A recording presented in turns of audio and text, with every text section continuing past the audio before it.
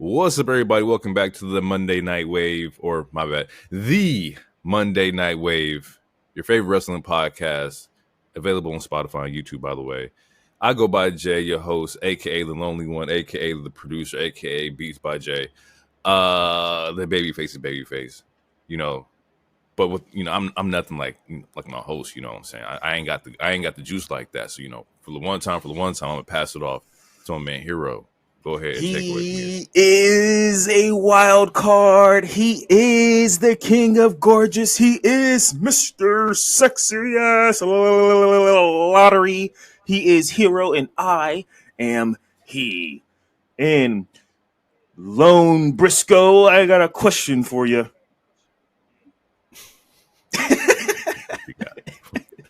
I was trying to think of a Jay Briscoe impersonation. I ain't got that in the bag. Yeah, you might get canceled.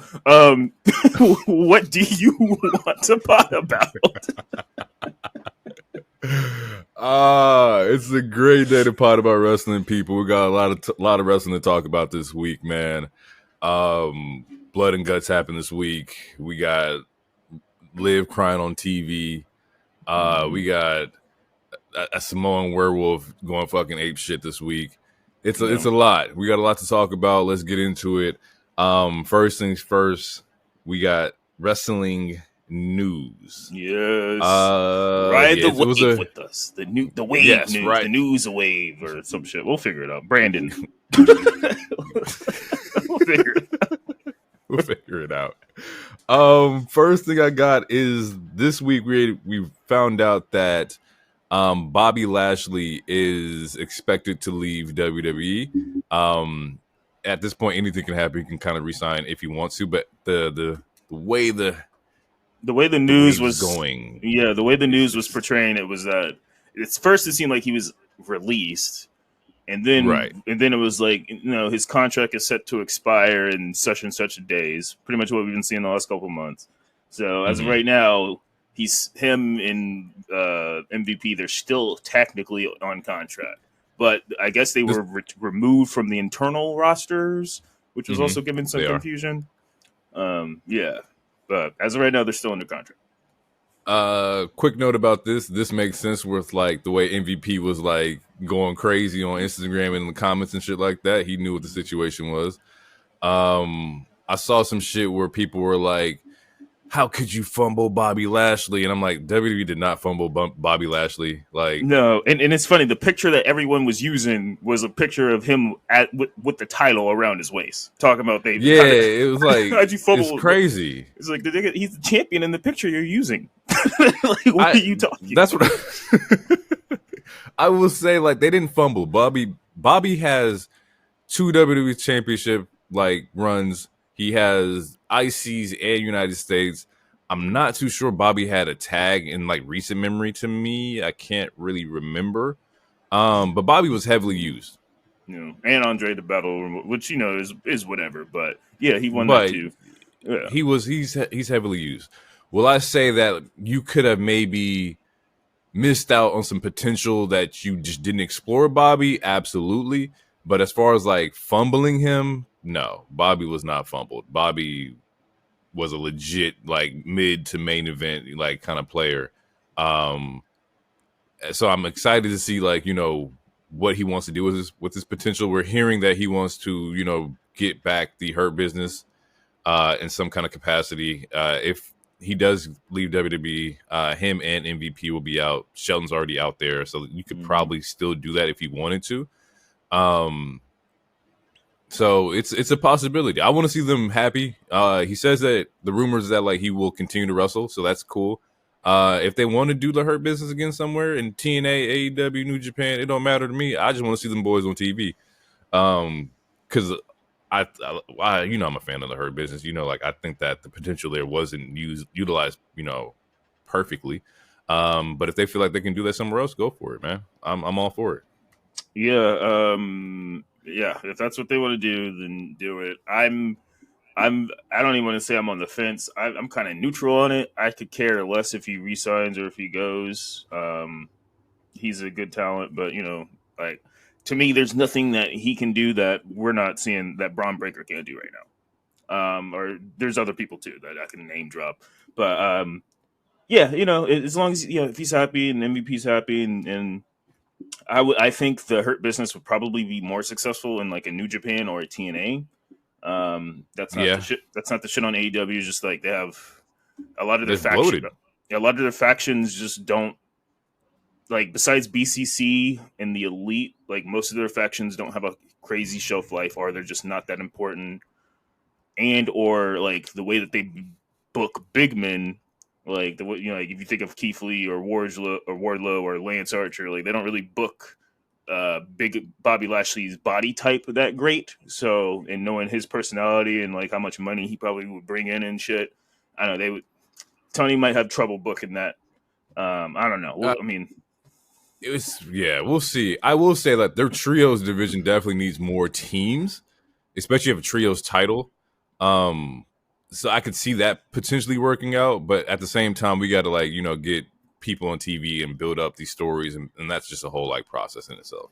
Yeah, I mean, and there's some black talent AEW has. I mean, like Lee Moriarty. I mean, he just won the ROH something last night. Yeah, but, pure title. Yeah, yeah. There's some black talent. Like if they want to form, because I don't like MVP just recently got stem cells, but like as far as his in-ring capability, we don't really know what that is. No. So yeah, so if there was a trios and like it was him and Shelton, they would have to pick up somebody. Leo's still out there. Leo is in AEW. So there's some options. There's definitely some options you can definitely play with for like a potential Hurt Business. Yeah. Sticking in contract news, we have Buddy Matthew resigns with AEW. So shout out to Buddy. I think Buddy could have went back to WWE. He went to TNA. Him choosing to stay in AEW means that they probably gave him a nice fucking bag, but also he likes it up there. So shout out to Buddy for re-signing. Making more and working less. I mean, that's the American dream, right? You know what I'm saying? Like, what you talking about? What? Yes. But if I may be facetious for a little bit, I think he ran away from. I think he ran away from the Dominic smoke. You know what I'm saying? Yeah, that would have been awkward. That would have been awkward for sure. You better fight for your wife, nigga. Yeah. That would have been awkward. She really looking niggas in the face. And these are all jokes, people. They don't take it seriously. But no, shout out to Buddy. Yeah, Khan probably was like, yeah, I'd rather you just stay. and gave him the bag. So. What do you want?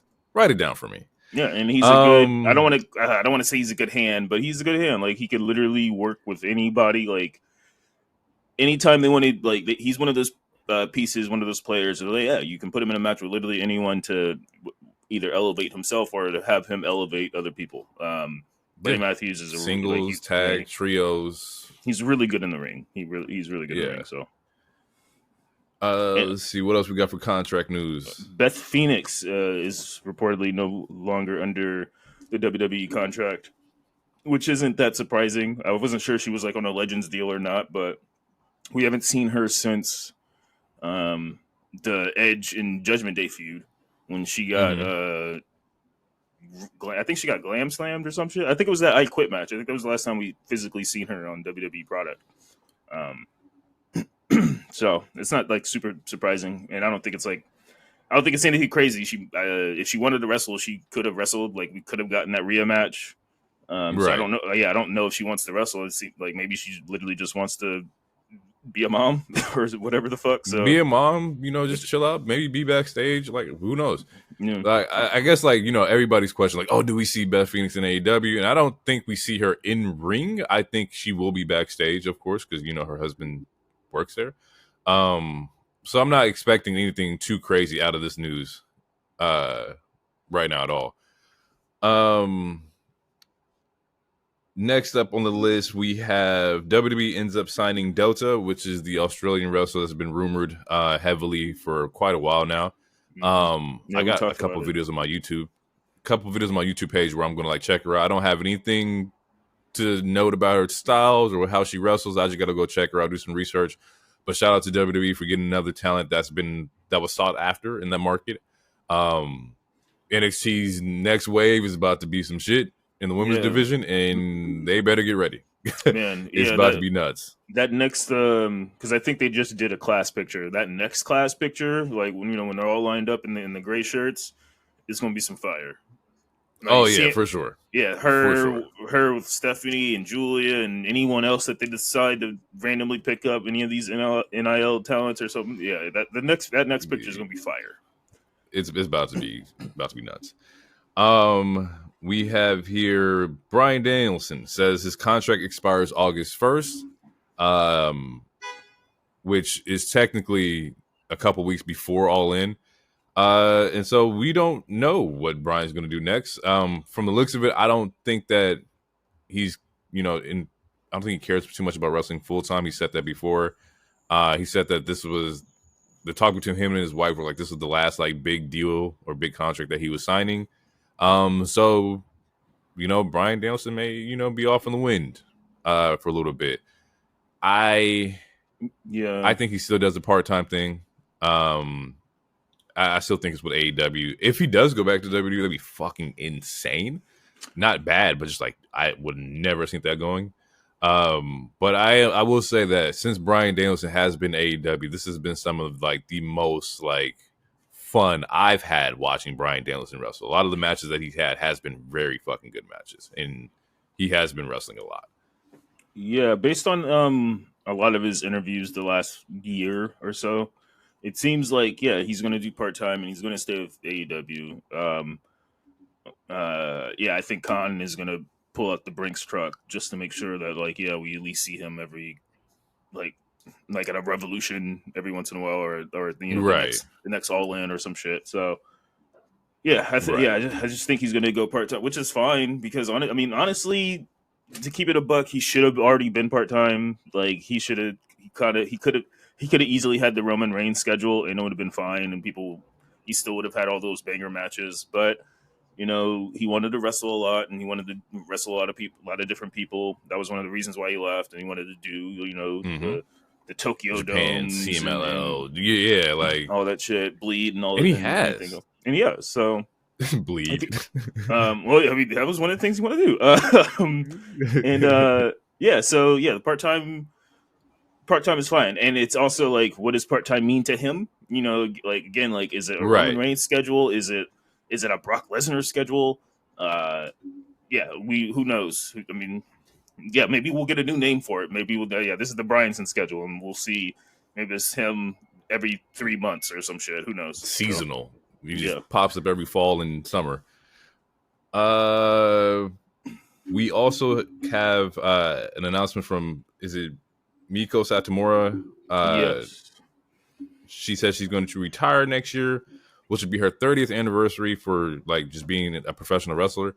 Shout out to her. That's fucking crazy. 30 years in the game as any kind of talent in any kind of sport is nuts. But as a professional wrestler, use one of them ones. Like, that's really fucking dope. So shout out to her for sure for 30 years of just the grind. Absolutely. And teaching new talent and bringing them up. The OG final boss, Mako, she's fire. She's fire, and I'm assuming she's going to go to coaching. I think that's what she's been doing. Besides, every once in a while wrestling, she's wrestling this week. Honestly, I think her and Bailey match was a few hours ago due to the time difference in Japan. But it seems like ever since NXT UK and how that got merged with NXT 2.0, I think she's been coaching. Which, if that's the case, I mean, you can see it because the women's division in NXT is fucking fire. So right, but shout out to her. Yeah, she's plans to. It's April of 2025. So she might get a Mania appearance. We might see her in Las Vegas too. So I wouldn't be opposed to that. In some kind of capacity, whether that's at Mania, whether NXT is going to do a show sometime around then, in some kind of capacity, she should be scheduled or booked for that. Speaking of bookings, we got WrestleMania in London potentially in the works. We got. It's pretty much a done deal. We just don't know the date. The date, pretty much. Well, that's a year is a date. Yeah, we just don't know when it's going to happen. That should be fucking fire.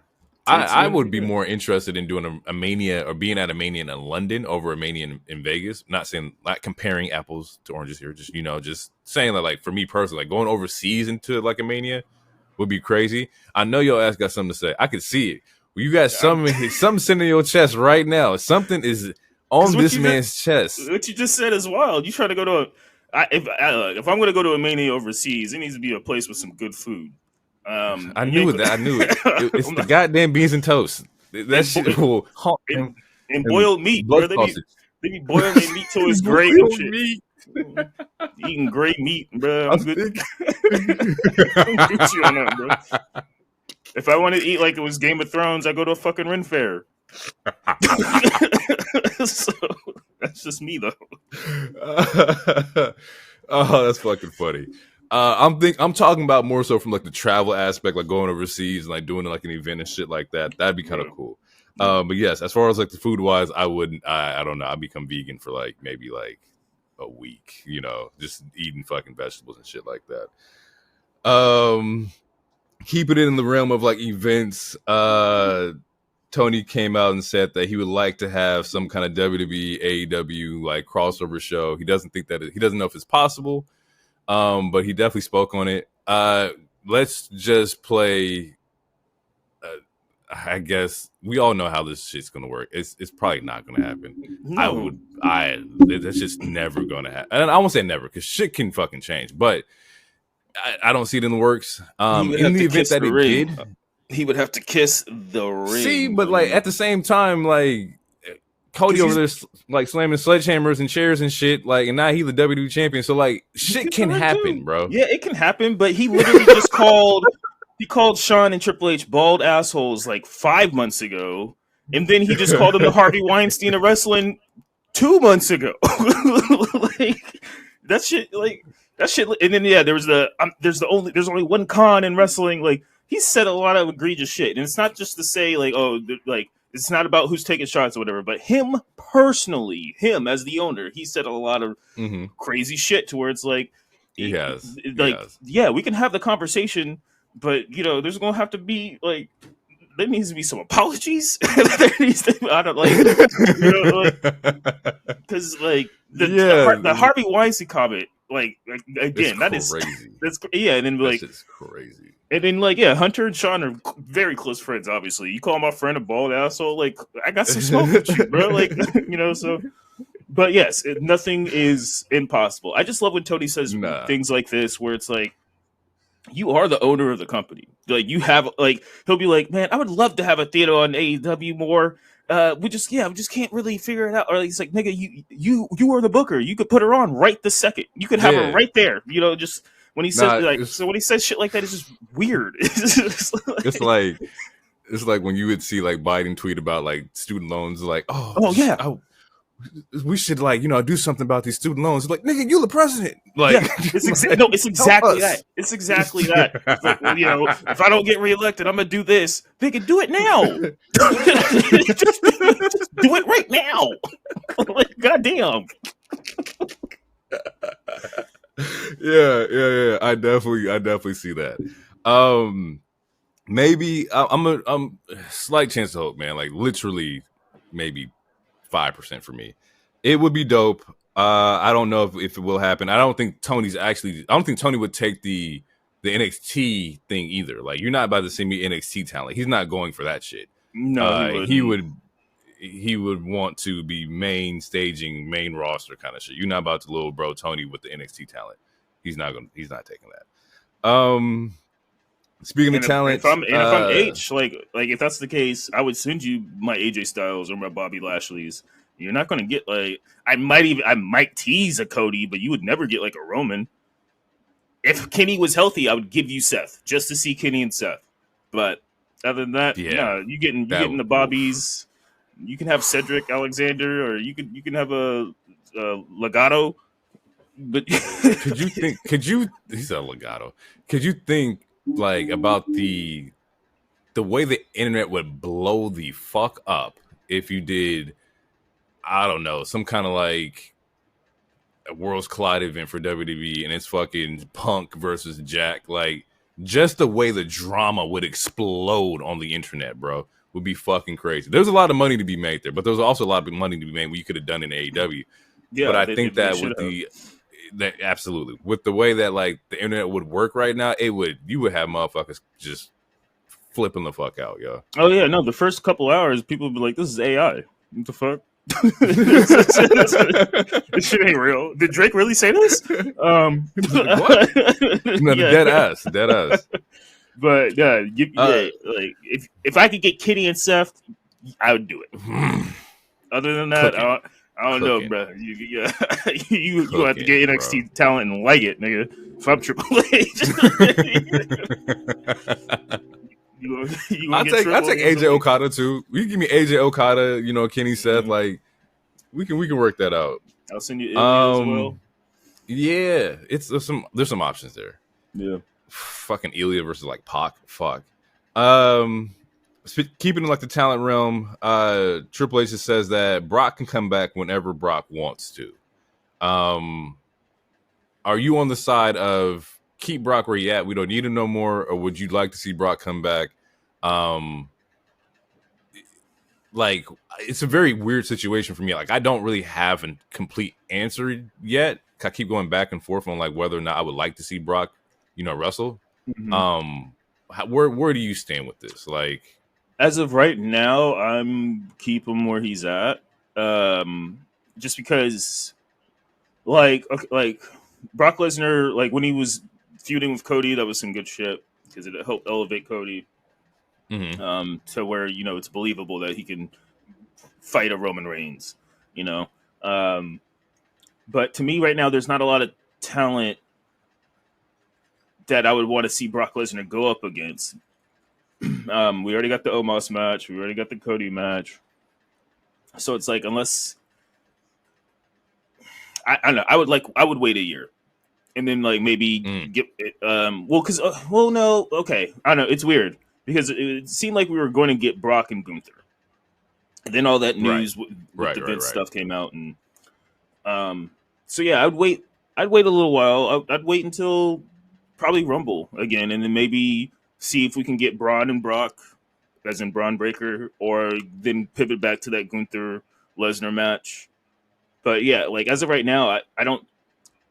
The company's so hot; he's not needed. Can he add to it? Sure, you can always add to it. But sometimes if you add too much salt to shit, to your food, then it's not going to be tasty. Yeah, you can fuck the dish up.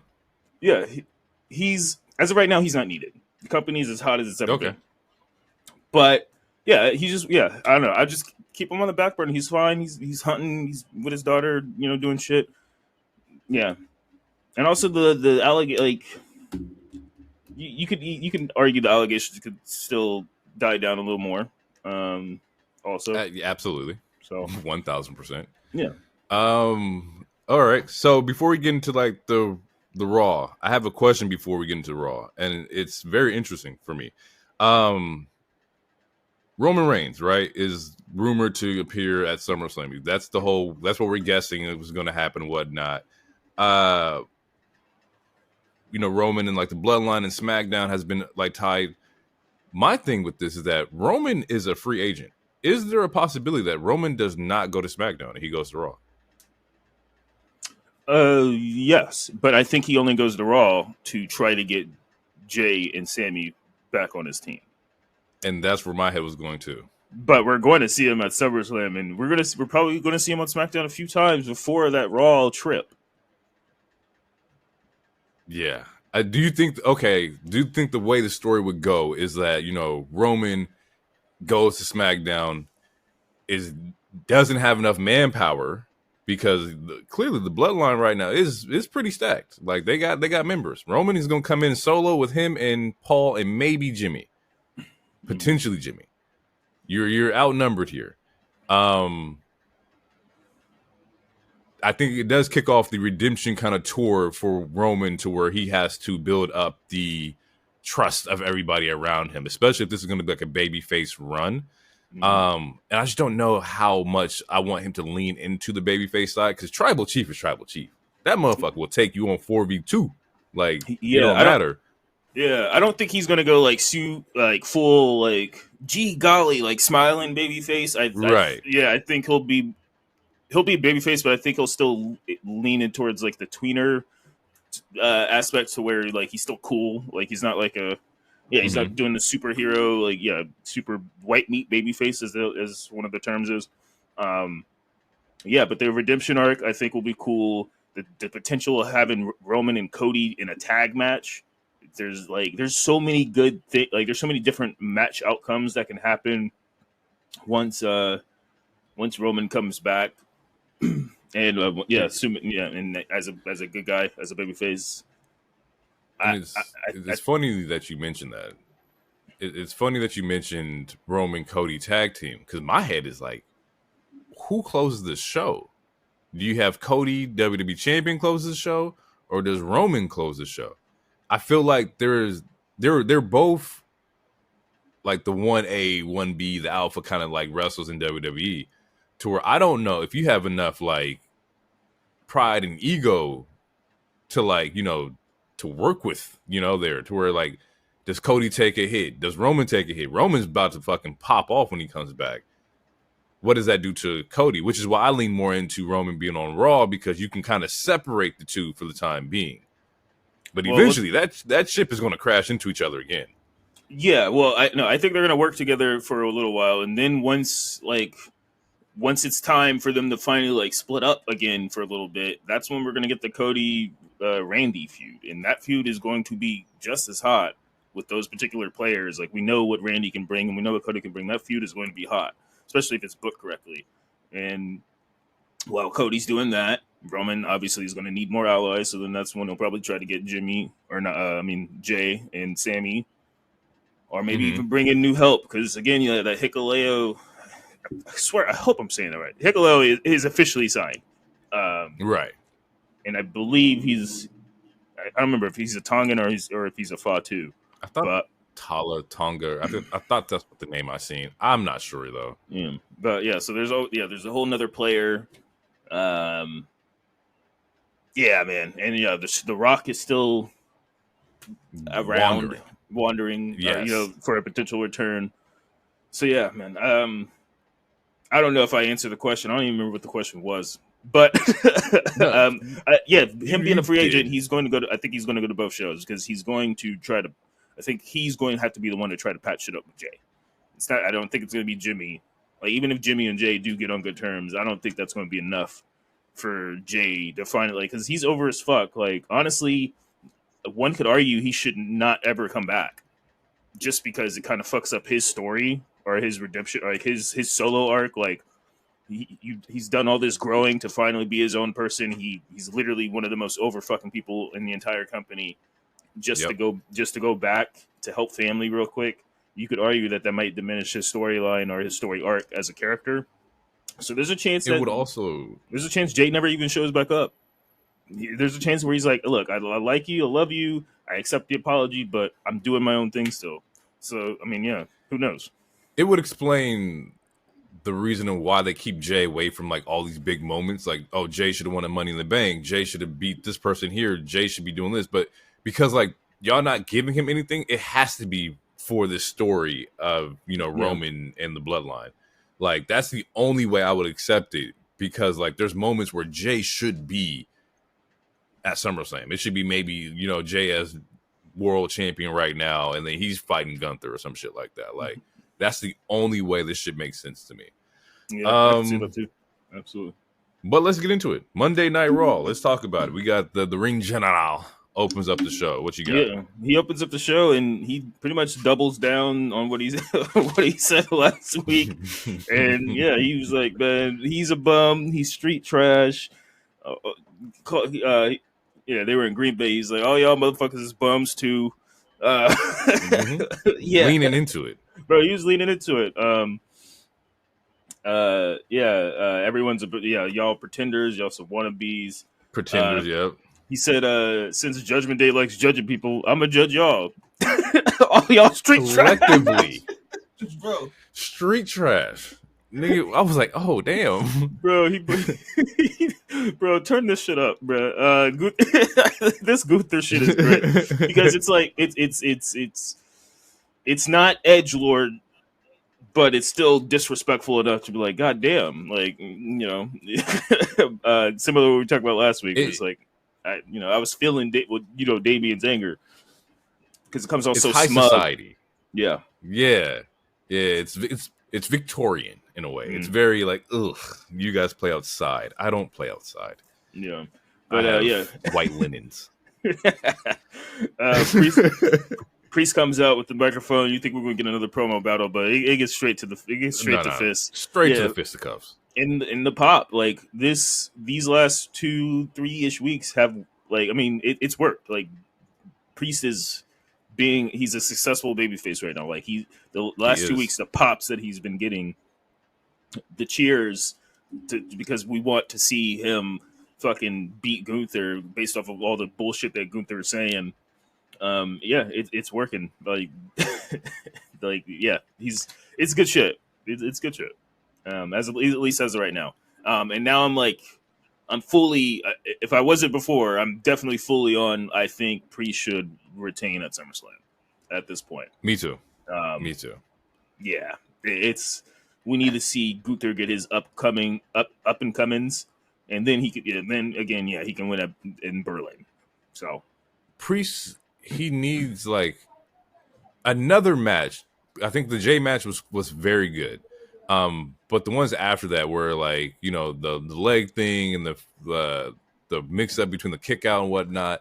He just needs another solid match, something that just goes off without a hitch. Because right now, all like Priest's recent matches has been like, oh my god, he almost broke his ankle, and he just needs one clean match for his his championship run. All right. Yeah. Otherwise, it's gonna look like every time you talk about Priest's reign, there was a hitch here, there was a hitch here, there was a hitch here. Like, no, let's just give him one good one. I don't need nothing to happen in this Priest versus Gunther match besides him throwing on a great fucking match and him just beating Gunther clean, no interference. 1, 2, 3, cool. All right.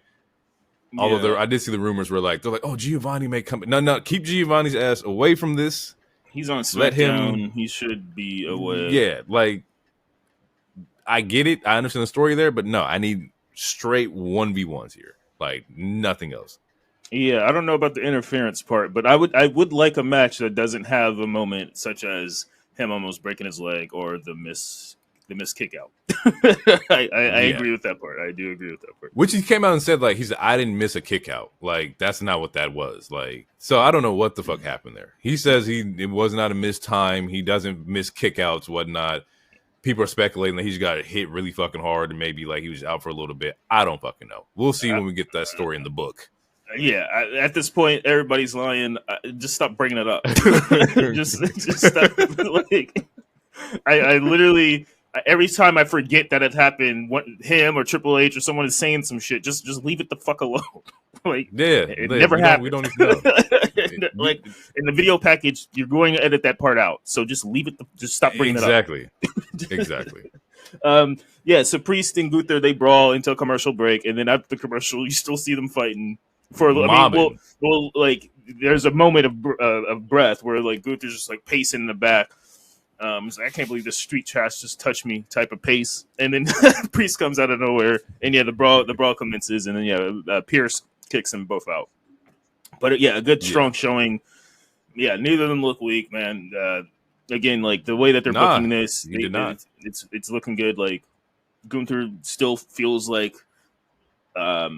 he still feels like one of the main bosses. One of the I don't want to say the final boss because I feel like I used it twice already with two different characters. But like he seems, like he's not the henchman. He's not the C tier villain.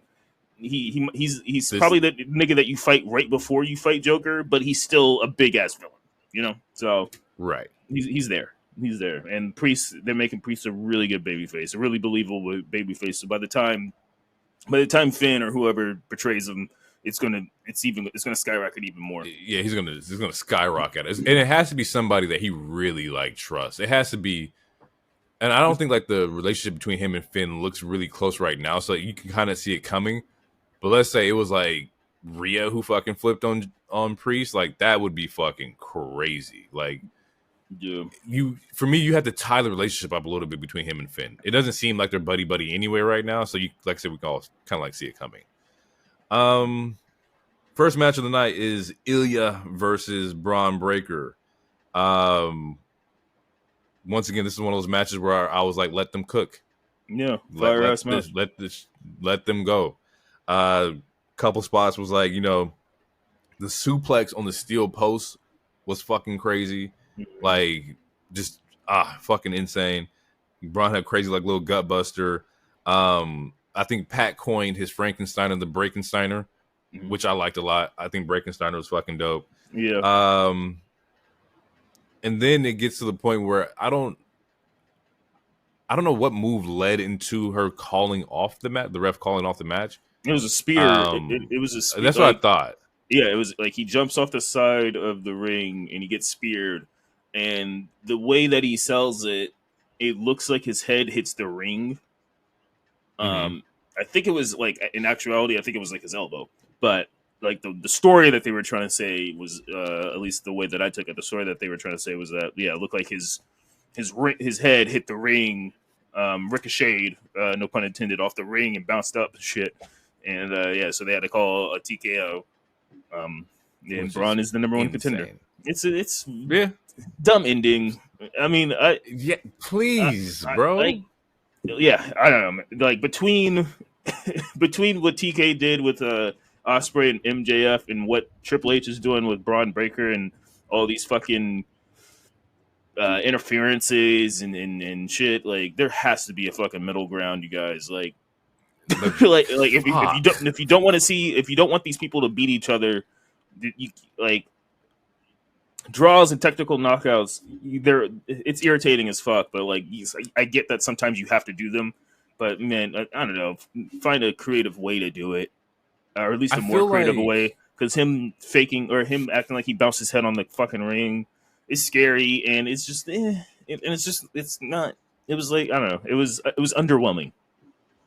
I feel like it's disrespectful to the fans, bro. We pay for tickets to come see these people wrestle and get a clean finish and whatnot, or just matches in general. And like every week there's a DQ or interference of some sort. And like we have to wait for the payoff at these big shows. Like that feels fucked to me.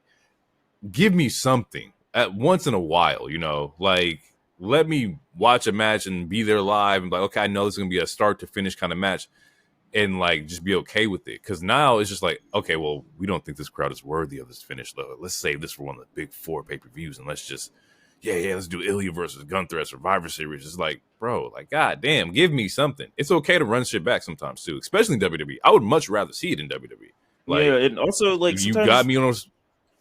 Yeah, no, and sometimes just commit to it. Like if you're gonna do that's it. If you're gonna do the technical knockout, I mean, granted, last week he did randomly throw a chair. Then up the ante, have him bring out a ladder and beat it and beat his ass or hit him with the car. I don't fucking just commit to something. It. Other than like, oh, he accidentally hit his head on the ring, so he's concussed or whatever. Technical knockout. I'm like, okay, like you gave us like that was a good first. That was a fire like 10-minute match or however long the match was. It was fire. It was fucking amazing. I mean, and they don't have bad matches, especially together. But they usually don't have bad matches in general. Like Ilya is one of those people similar to a Daniel Bryan, who he could wrestle a fucking floating plastic bag and put on a fucking 5-star banger. But goddamn, like figure out ways to. Yeah, I don't know. It's something else besides the DQ. It's been back-to-back weeks. I don't know. It feels like it's almost every week. Because have the nigga walk through the crowd and be like, I don't care about this match, and just walk off. I'd be like, that's fucking crazy. That's weird. But at least it's not a regular like DQ. Like I don't know, man. DQ finishes are just kill me. Well, yeah, right it's because it's fucking It's been every week because even in this match, fucking Sheamus interrupts the fucking Bronson rematch and Bronson and Pete Dunne match, and that also happened last week. So it's like and I know it's a 3-hour show, but goddamn it, you can't have like 3 DQs every fucking week.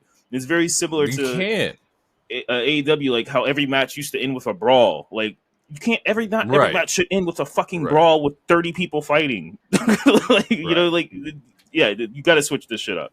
It's getting aggravating a little bit. Yes. It's just like, dude, it's just like, and I think it's more so aggravating because we're watching a lot now, right?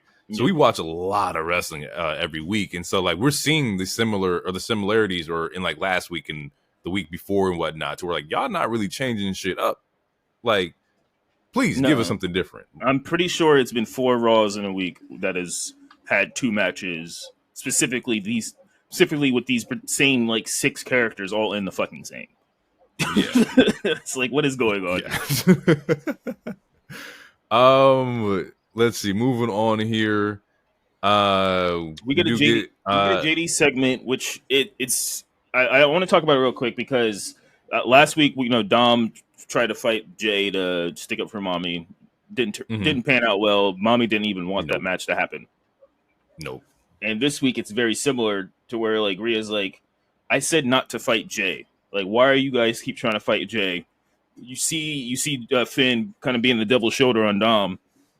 I'm bringing this up because it's interesting storytelling in the sense where it makes it seem like it does make it seem like Rhea is liking on Jay, but in reality, I just think she knows that he's too big, and it's like, why are you fighting this over ass guy who's more than likely going to beat you? But the way that it's kind of this, every JD segment at this point is very Jerry Springer, very CW. It's very Dawson Creek. It's like, yeah, it's like it'd be like, y'all need to go handle Braun Strowman. Where's Rhea to be like, no, why are you guys fighting Braun Strowman? She was the voice of reason, and she would have saved 3 weeks of y'all getting your ass whooped. Like, he's telling y'all, hey, stay away from Jey Uso. He up right now. I like you, Dom. I own you, but you getting your ass whooped by Jey Uso is just not what's in best for the business right now of Judgment Day. No, what does it do besides give us a loss? This sets off like a continuance of a story here. Just pay attention to the fact that JD or Judgment Day is looking for Jay. That's the running theme for this show. We get a Nikki Cross tape.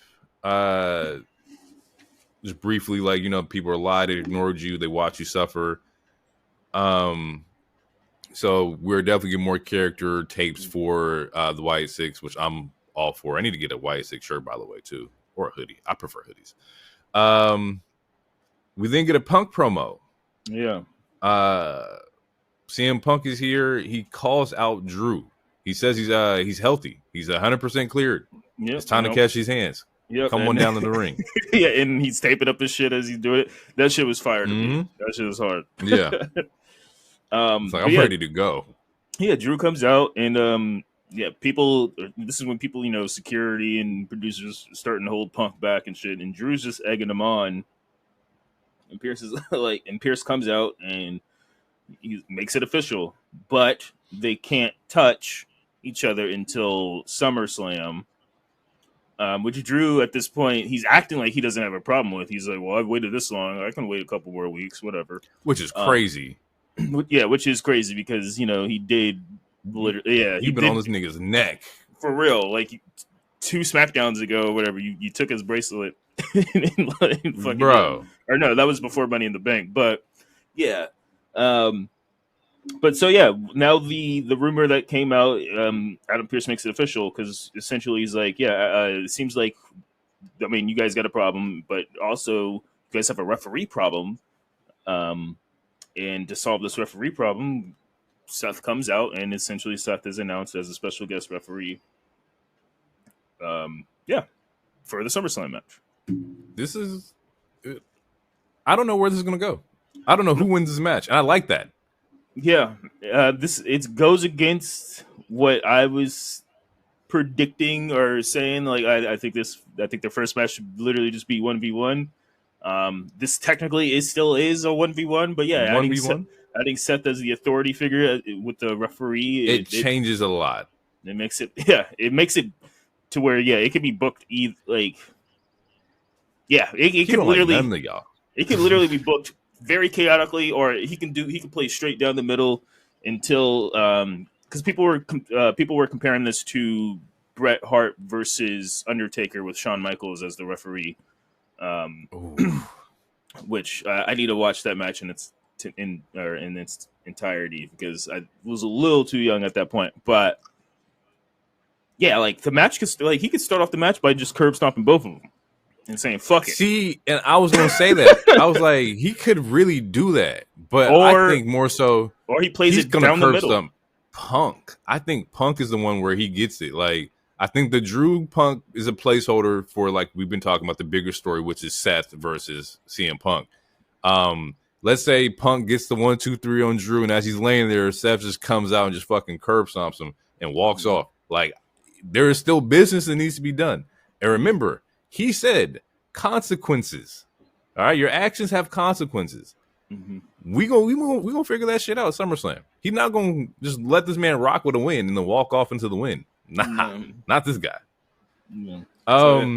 There's a couple matches on this card, which it looks like it's 7 matches, which we we made that joke last week.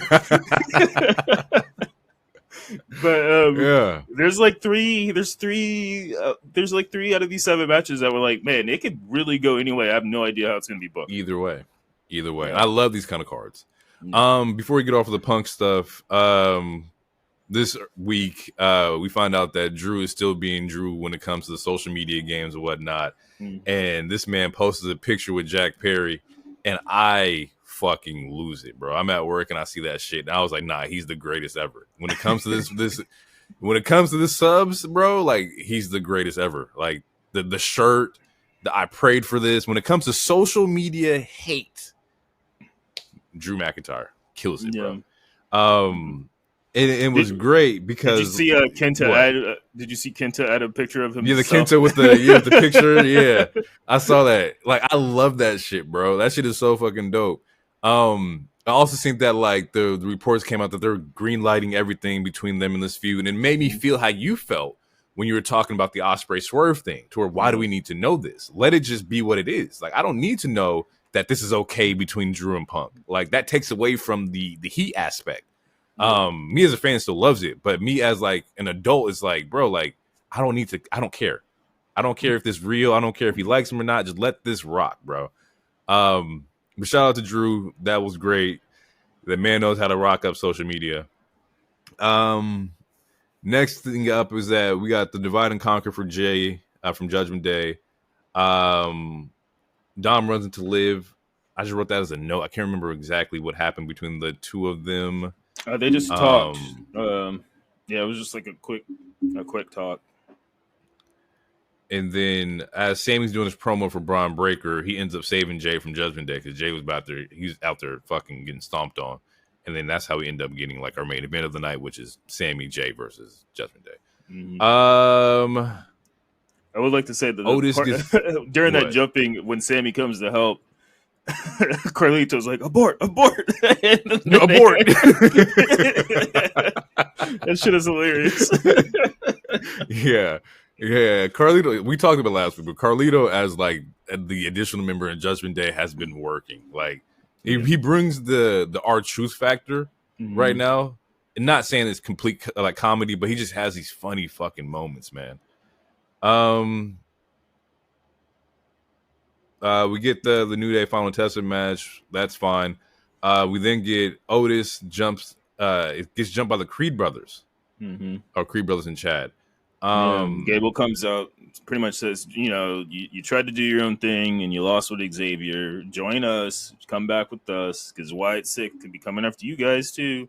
And Otis declines. He's like, nah, I'm good. We don't want to be part of y'all anymore. And then they start to jump Otis. And then Wyatt 6 comes out. Bo hits the Sister Abigail, bro. Like, it was clean. Well, Uncle Howdy hit that.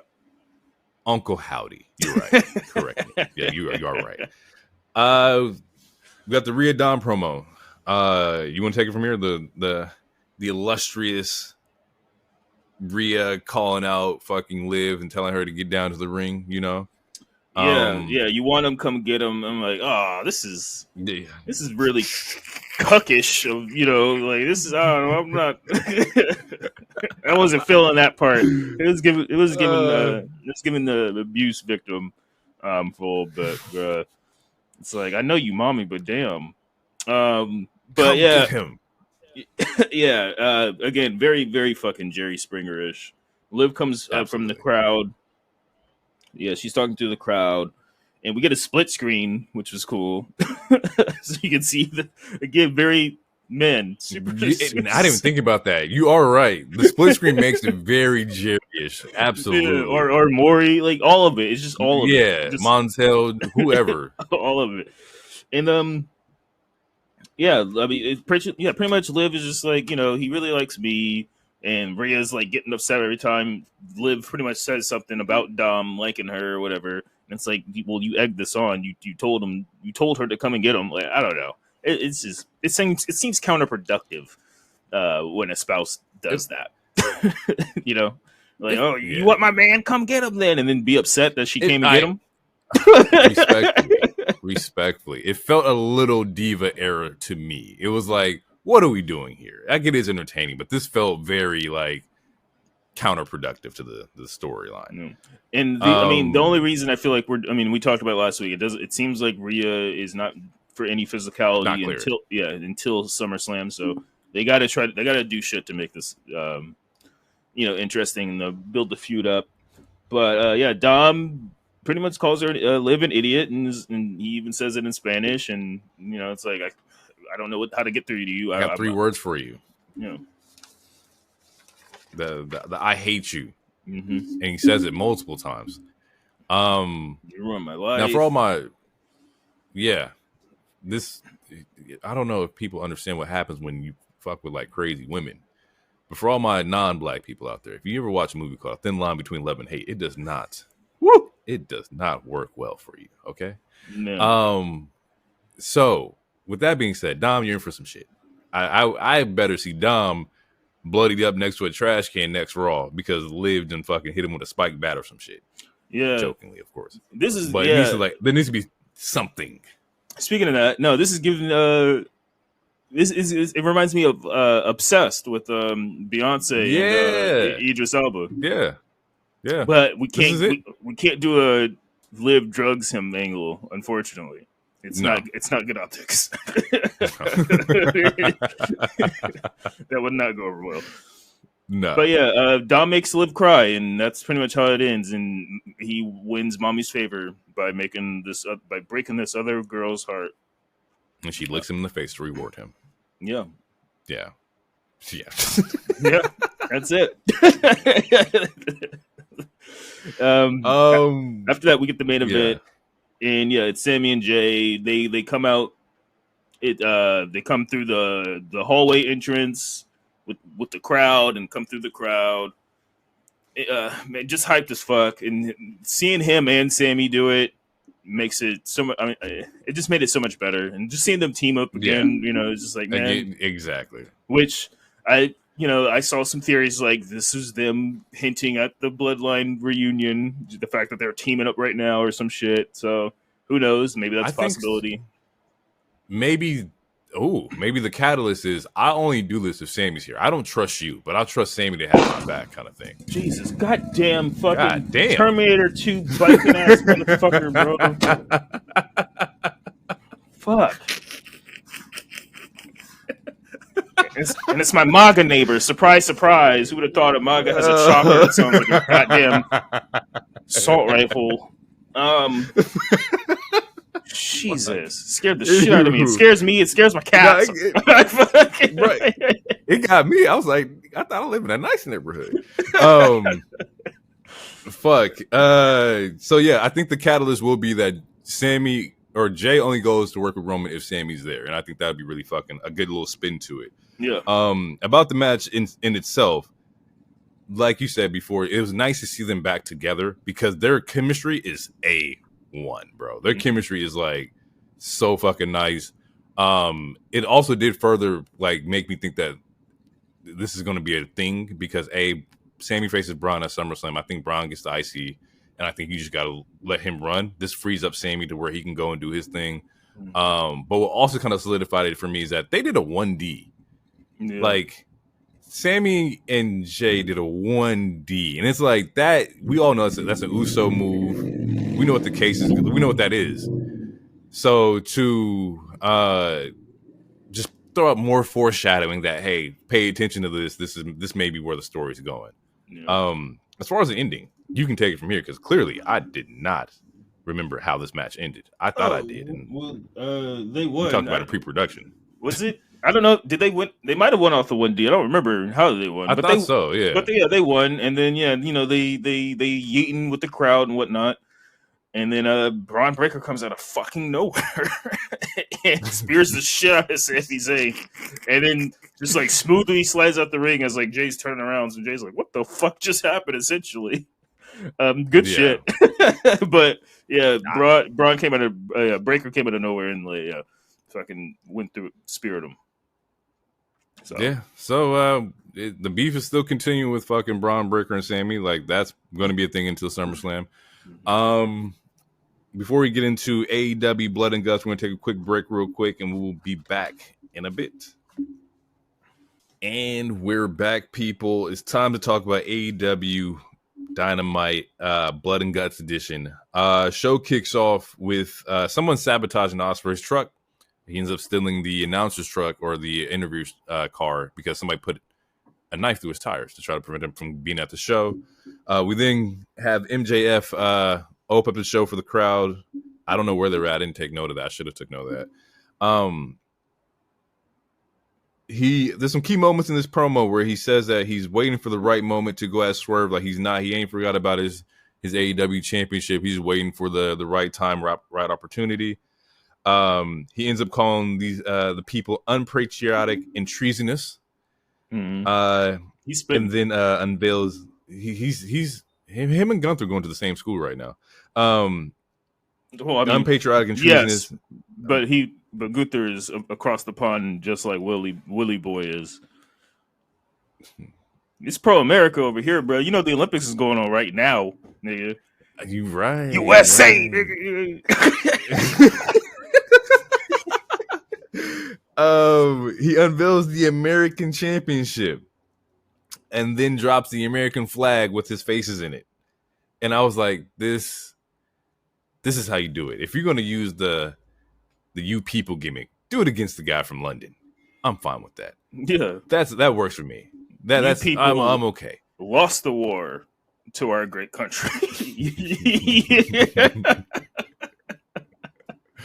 As he unveils his new belt, he throws the international championship in the trash, which is fucking crazy, and shows off like this gold, red, white, and blue belt. It doesn't look bad. I don't think it looks like a bad belt. No, it's honestly, it's clean as fuck. One of my AEW Pro, extremely AEW Pro friends, he was like, yeah, I think I'm gonna get this replica.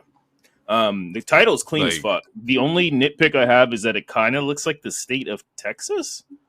The symbol, it doesn't look exactly like Texas. Just it really it reminds me of Texas, and it's like, you're from Long Island, New York. I mean, I don't know, but the title it's actually really clean. Yeah, that's one thing AEW does do really good. Their title designs. I mean, the first women's title was and the first couple TNT ones were but like the Intercontinental, their international one is fucking pretty as fuck. Their tag belt is fucking pretty as fuck. This one it's really. I put this in my case.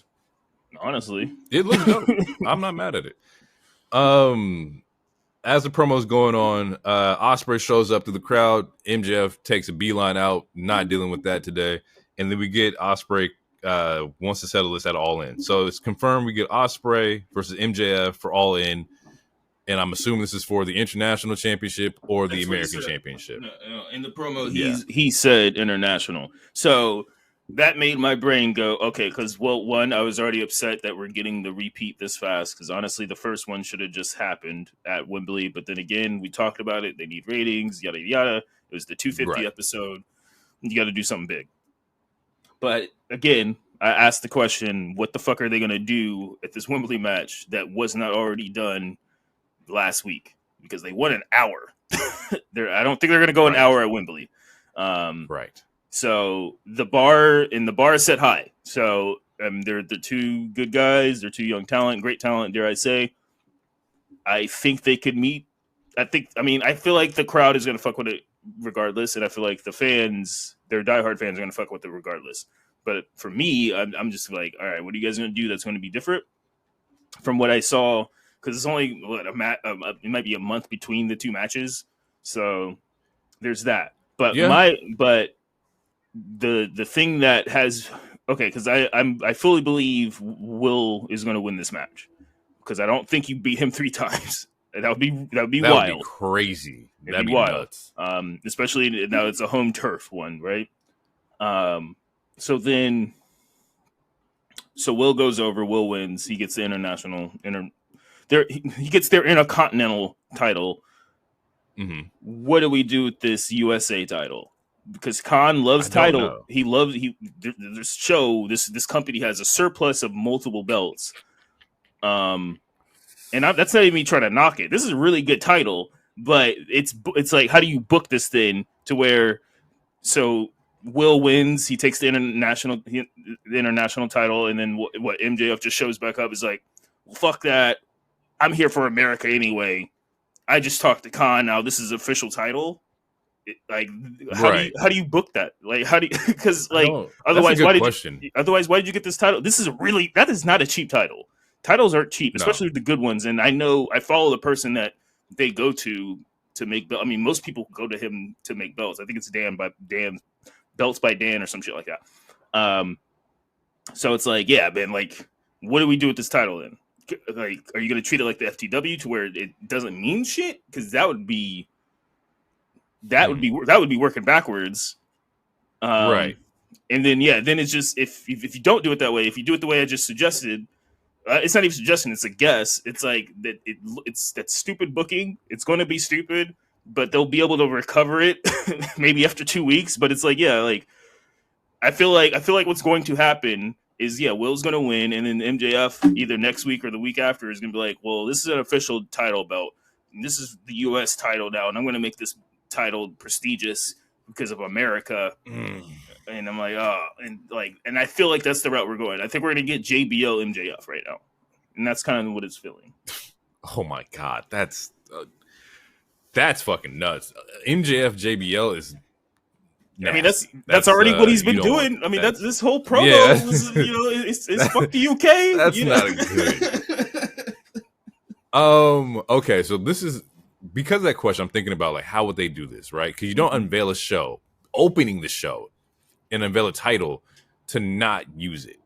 And I'm like, okay, either one half of my brain is like, oh, brand split, but they're not doing a brand split anytime soon. They probably should because they have so many fucking people on the roster, but we'll get into that. Then there's also the aspect of, like you said, like one person, MJF comes back next week and he's like, oh no, I'm gonna keep this belt or whatever. But it also could go the draw aspect, and then that would also be a bummer at a pay-per-view. But I could see it to kind of keep the prestige of, like, both belts. Like, nobody lost, they both get to keep their belts. And now you have, like, this asterisk when it comes to MJF and Will Ospreay. But I don't know, man. That's a great fucking question. Will would have to win for him to keep his half of the belt.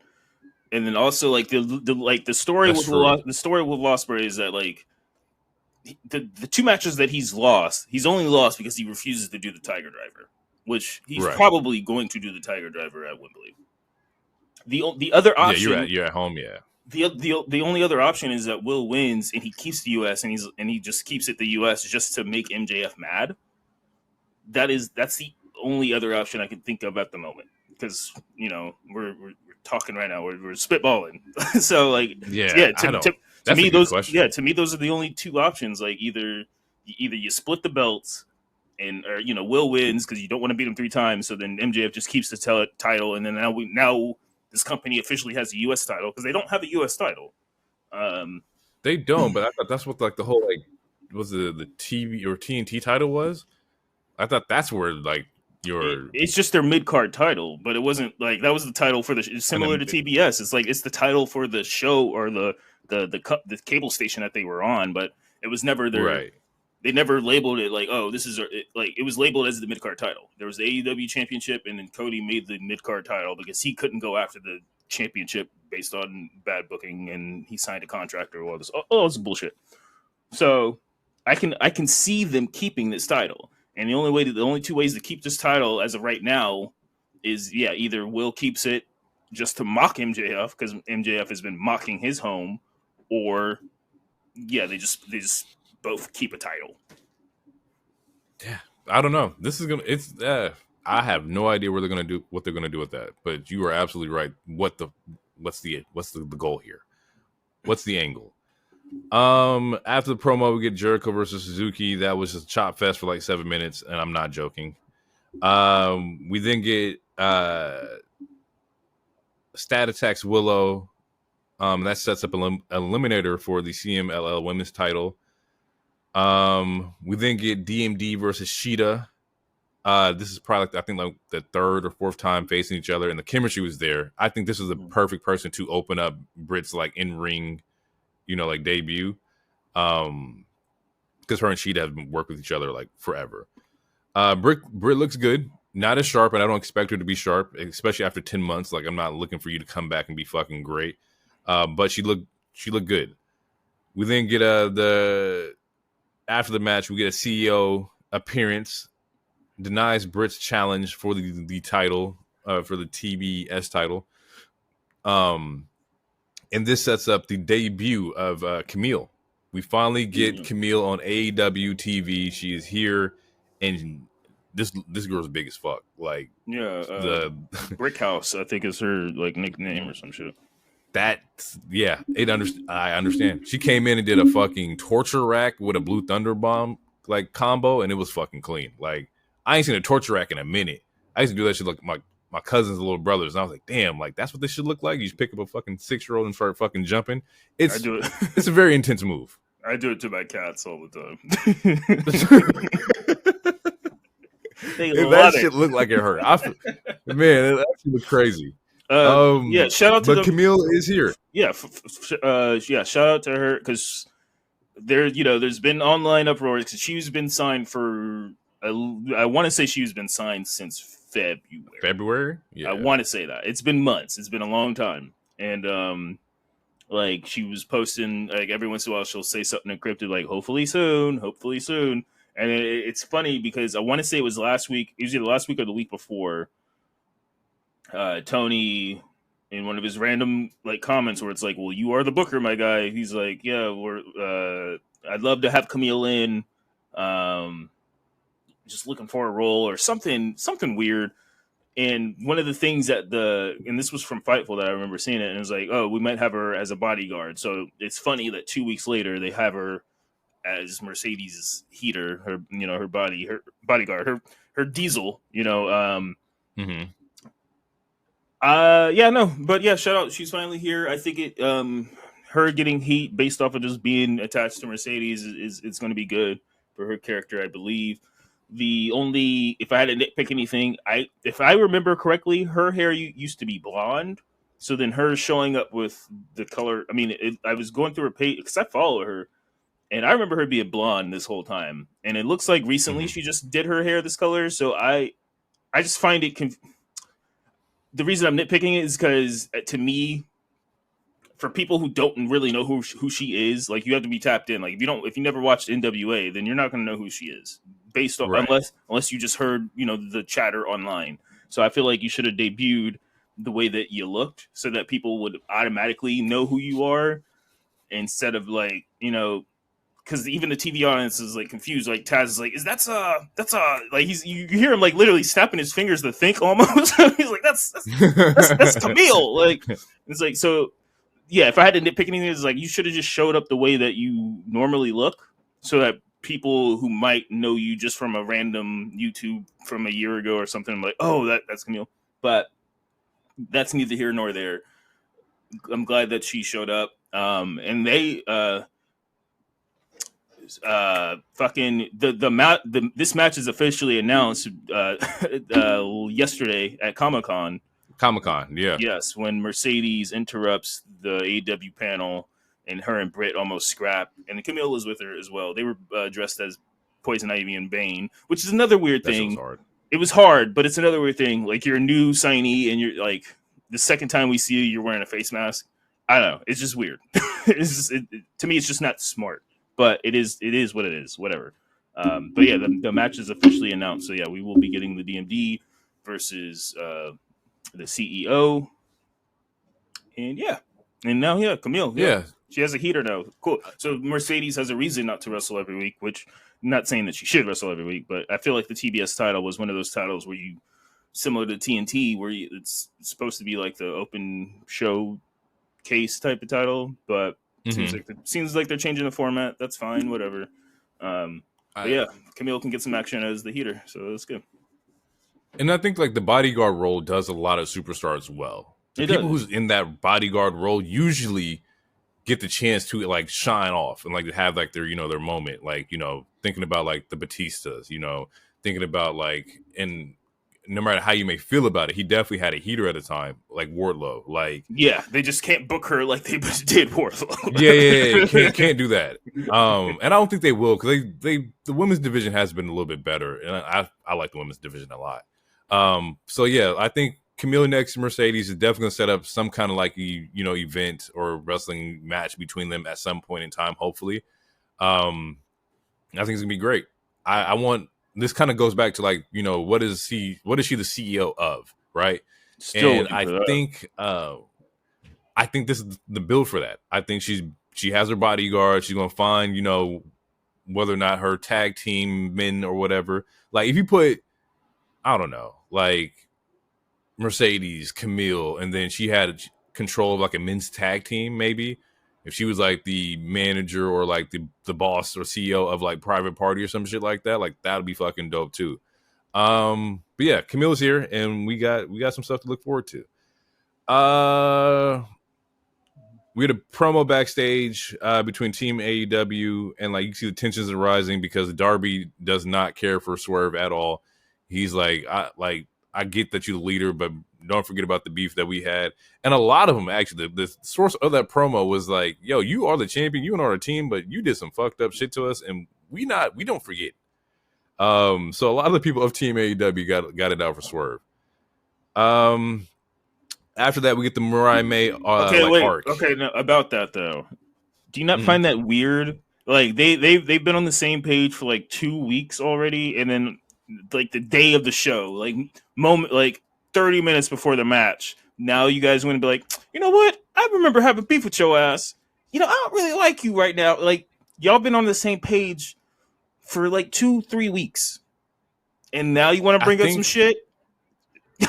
Like, well, if I'm not mistaken, they haven't like even like lined up yet. Like, so I think Briscoe was the one who had the promo with the Acclaimed and whatnot. So they're talking to him as like, hey, I want to rock with you. Darby just put himself in it because of Jack. And then like Swerve is there because he's like, I'm the AEW champion. I can't be left out. They didn't have chemistry from the jump. Like it wasn't even like they shared screen time. It was even thought about.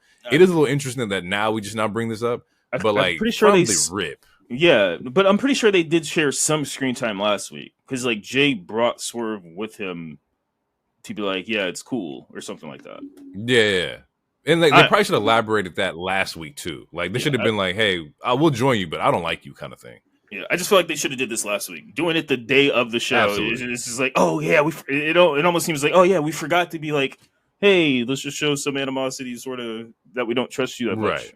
You know, I don't know. It was just weird. Weird. You're absolutely correct. Like the threads have to be a little bit tighter for sure, especially when it comes to, like storytelling and shit like this, because it is very important that this is brought up because Rampage, Darby wins the Royale, which sets up a AEW championship spot at Grand Slam. Yes. So it's very important that, you know, these threads are tied together because like if you're going to have him win and he does not like Swerve, like this makes the next feud even more important.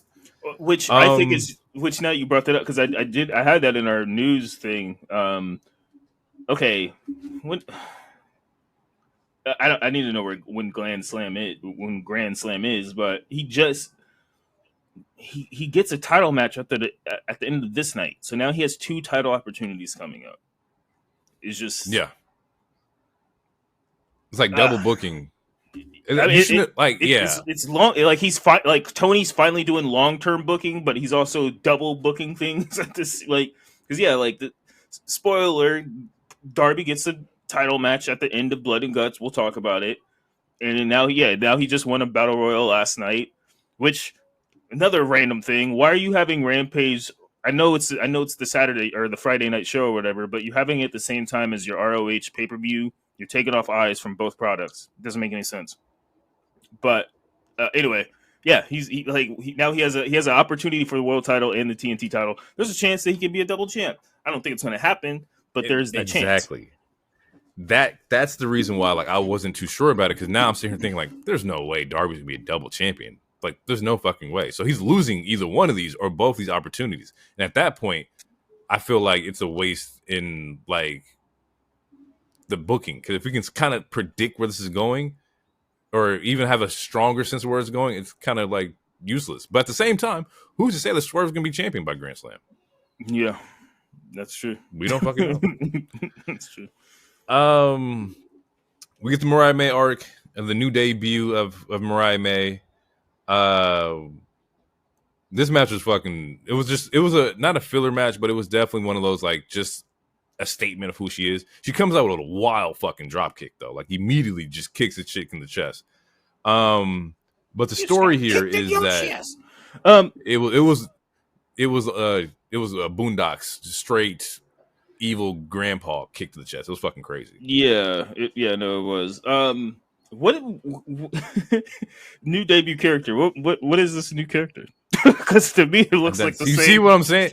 Look, I'm trying to be respectful here. I get it. And it's not your fault. I mean, they said we're getting the new glamorous Mariah May. Mariah May, yeah. And she's the same character. It's same everything. Everything's the same. I don't know what is glamorous about her. That wasn't. I don't know. This is again weird. What's going on? You're not wrong. What is Tony ends up coming out of the crowd in full makeup and black hair and starts a brawl at the end of the match between the two. And I think the quote was, "Are you prepared to die?" as she's screaming from across the ring. I'm looking forward to this one. This is gonna be a good fucking match. Tony's in doing some of her best work, and Mariah May has a lot of eyes on her to perform. So I'm expecting this one to be pretty solid. But to the main event, we are now talking about the match should be good. I think it is weird. I still think the story, the shift from them being friends to this moment here, I think is still disconjointed. A little bit. She revealed that Tony revealed that she was there after Mariah did another fake out, and then she just stood there and stared until finally, why didn't you just attack her? You waited until security got here, and then you did this. Are you ready to die? It's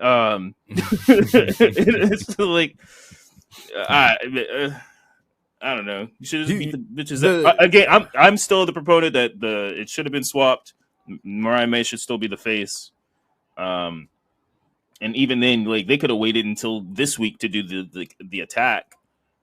I still think they we talked about it. I feel like they could have waited a week or so, because now we still got 4 or 5 weeks until this match. So we're gonna be doing this. It's fine as long as they book it. They book it correct. But I think the match will be good. But let's get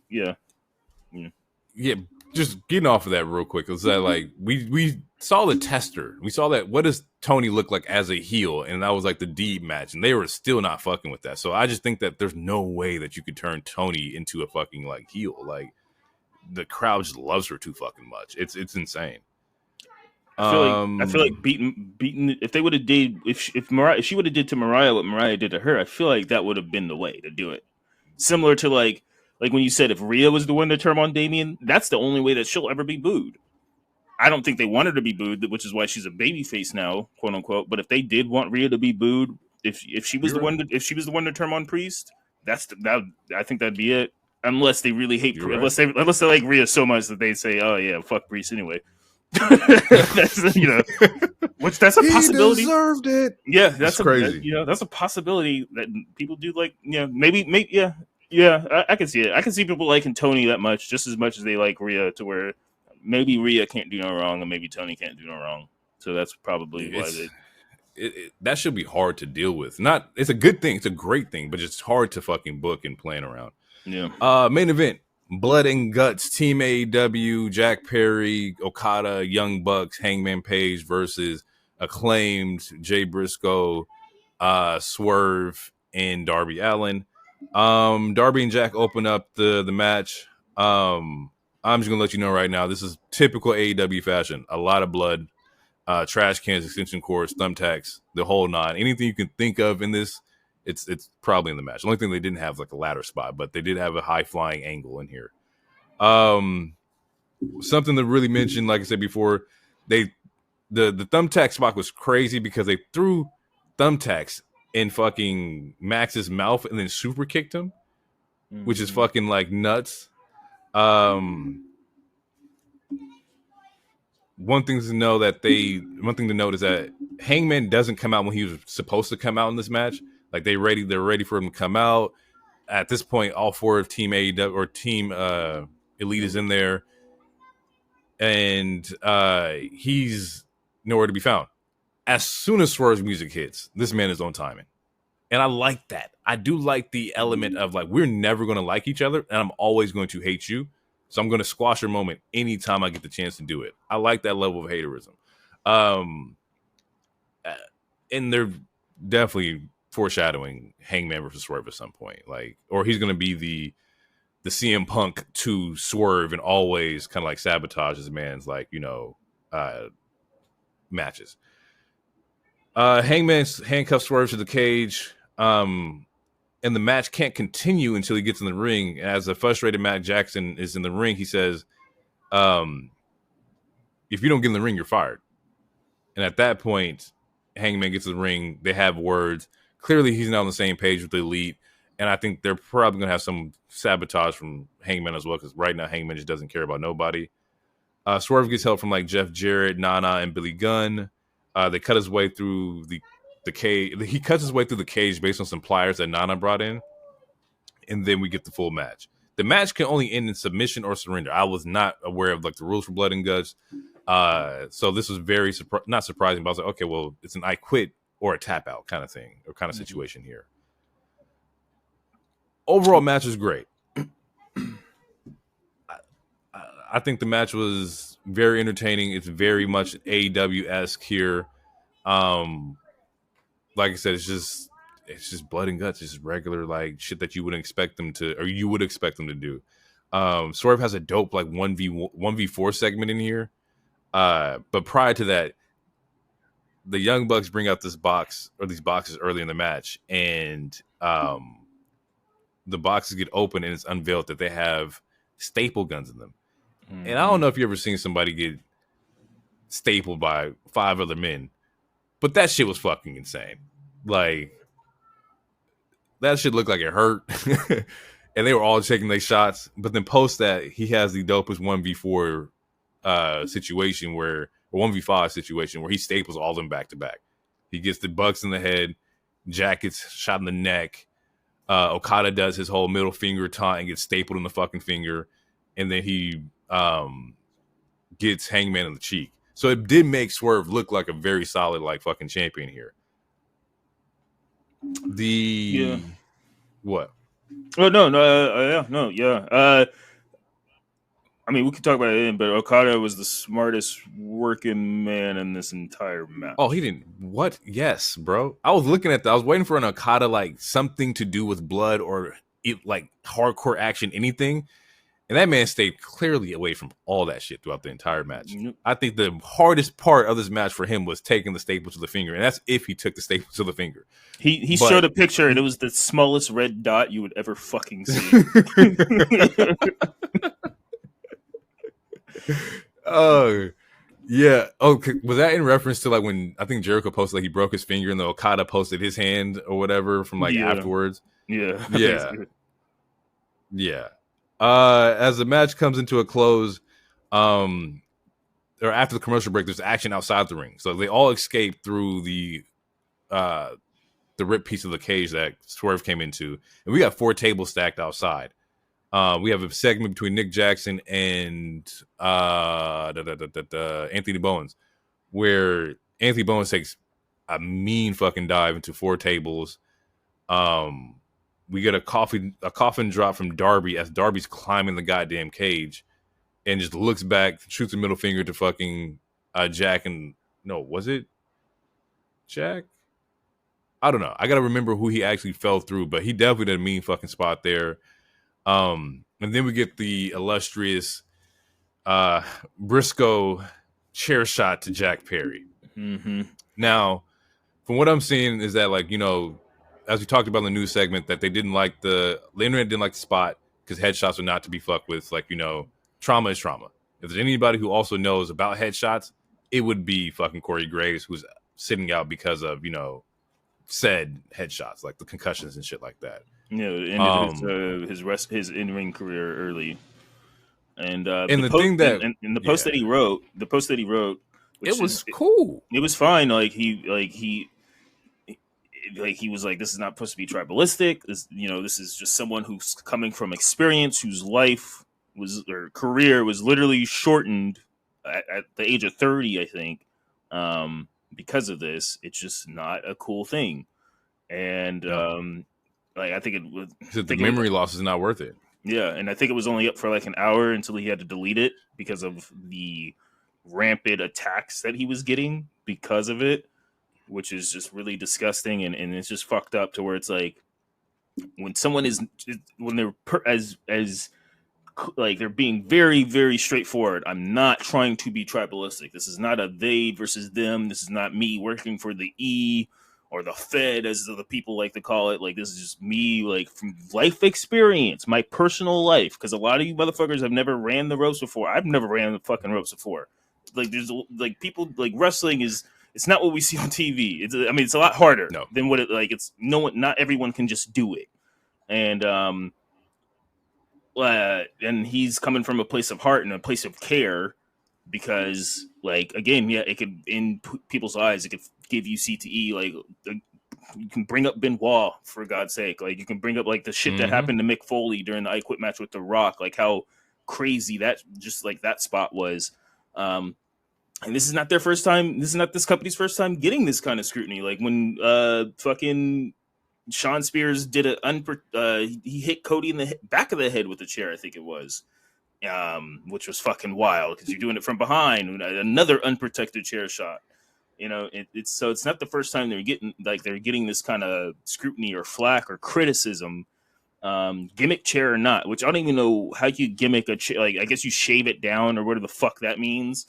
Regardless, the man was handcuffed on some crucifixion type shit. He was handcuffed to the fucking gate or the and then he got cage, the cage, and he got hit in the head with the fucking chair. Like, gimmick or not, it's just not smart, and it's just I don't know. You're not wrong. It didn't need to turn into what it was, because again, this was a person who's a former employee or a former in-ring competitor for years, and who has tons of experience, and who probably still, he's probably still suffers from it. Like fucking The Miz, he didn't get hit with a chair, but he doesn't remember. He got concussed in his match against John Cena at WrestleMania. He still cannot remember that match, and that's not even from a chair shot.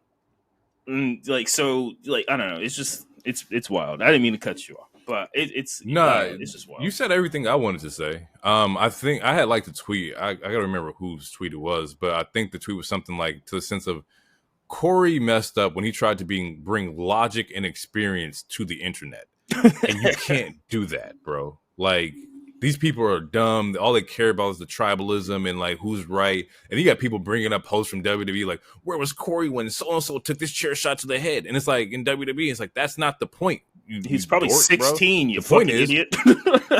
Like, bro, like the point is nobody should be taking like chair shots to the head. Like, that's unprotected at least, you know, Yeah. like, at least be able to put your hands up and block it off or something. And if it was gimmick chair or not, it's still a hard piece of something hitting your head. It don't take a lot for head trauma, bro. Like, I've seen people get concussed off like little shit, bro. Like things they did in the house, falling and shit like that, yo. Yeah, and in a match that already has like people stapling each other, super kicks with tack, like it was a spot that you could argue wasn't even needed to get your point across. You could argue wasn't even needed. So you did something just to look cool and edgy, I guess, and then you got scrutiny for it or criticism, and then you're upset. It wasn't that smart. Like, it wasn't needed. It's a dangerous spot. It would be the same difference as if XFL or some new NFL league or some new football league started doing like the crazy head-to-head shots that NFL doesn't do anymore, and then people are like loving it, or I don't know. It's weird. It is weird. It's not even tribalism. It's just weird. People are just dumb. It's just dumb people on the internet, bro. It's like head injuries are being treated very differently now. Like even the NFL, they got the whole guardian caps in practice. Like they're trying to protect people's brains and shit. Meanwhile, we got motherfuckers in wrestling like, oh my god, the chair shot it was a fake chair. It's like, it doesn't fucking matter. Just shut the fuck up, please. No. To wrap this up though, as Jack is chained to the cage, Darby asks if he's going to quit. Jack is like, no. Spits in somebody's face, or spits in Darby's face, and Darby's like, okay, let's turn this bitch up. He then douses this man in gasoline and then has one of those big like lighters and says, if you don't quit, I will light you on fire. Jack is still remaining like 10 toes down. He's not about to quit. And at that point, Darby asks Jack, well, you're going to face me at All In for the TNT. And Jack's not, no, I don't give a fuck what you want. You're not going to get, you're going to have to burn me. And at that point, Matt is on the ground, handcuffed to the bottom of the rope, and says, that's what you want? Like, you'll have the title shot at All In. Like, we'll make it happen. 1v1, you versus, Jack. And Darby's like, no, I need something more. I need you to say you quit. And at that time, Matt says he quits. So I think this was a very smart thing to do because Matt quits. It doesn't hurt. It works for the elite and like the way like they're like the coward on TV or cowards on TV. It protects Jack because Jack doesn't look like he quit because he's chained to the chair. He looks like the badass who's going to take being burned. So I'm okay with the way that went out. Just to piggyback off what we said earlier, the only thing that was just confusing is just, Darby winning the Royale on Friday. But other than that, I was okay with the way this match ended. I had no problems with that. Yeah. And real quick, speaking of that, as of right now, it looks like Grand Slam is going to be September 25th. And then before that, though, because All Out they usually always do All Out after All In, and this year they're taking a week or so between. But like, yeah, All Out, All Out is September 7th, and then you got Grand Slam on the 25th. So there you go. Is Grand Slam like an actual pay-per-view? Is that a Dynamite? I think it's gonna be a Dynamite. So one of their special shows. That's fine. But yeah, they have a lot of shit coming up because we got Battle of the Belts next, then Fight for the Fallen, then Fyter Fest, then All In, then All Out, then Grand Slam, then Wrestle Dream. Yeah, so they got a very packed out couple months. Yeah. Yeah, that was the match. I think it was great. I enjoyed it. I enjoyed it a lot. I want to say it was my match of the week, but I feel like it's a little unfair because the whole purpose of the show was this match in general. It wasn't like it was supposed to. If this match would have failed, it would have been bad. But it was great. I enjoyed it. Next up is SmackDown. Pre-taped because SmackDown the SmackDown roster or some of the WWE roster is actually in Japan right now. Shout out to them. Shout out to the I think it was the My Hero cosplay. I seen Jade in. Like that shit was fucking fire. Yeah. Shout out to them being in Japan right now. Bro, they because how they when they go to like certain places, there's like dedicated merch, like Portland, Suplex City, or some shit like that. They have someone took a picture of like the merch that they have in Japan. Bro, there's a Tokyo Nightmare shirt. It looks so fucking heat. It looks so fire. Like I want Tokyo Nightmare. That sounds hard. Yeah, bro. It yeah. I was like, I want this. Like it out. Hey, let me get that. I know somebody got a plug over there. Tokyo Nightmare. Mm-hmm. That's fucking dope. Smackdown kicks off. Yeah, kicks off with all this is like Bloodline is going to have to forfeit their spot in the gauntlet, the tag team #1 contender gauntlet match, because Loa's eye was gouged out last week. He's been selling it with the eye patch, even at house shows. He's been selling the eye patch. It's just funny, cool stuff. And so I was like, nah. I mean, we'll I'm gonna wait like another month or so, but we're gonna have to have a conversation about Tama and Tonga. Not necessarily their in-ring stuff, but I don't know, man. The man doesn't seem threatening to me. Like he has a very high-pitched voice, but fuck. And that's not meant to be disrespectful. It's just like it just is what it is. Between that and the Tasmanian Devil sounds, I'm like, I don't know how to gauge the situation. Like, I don't know.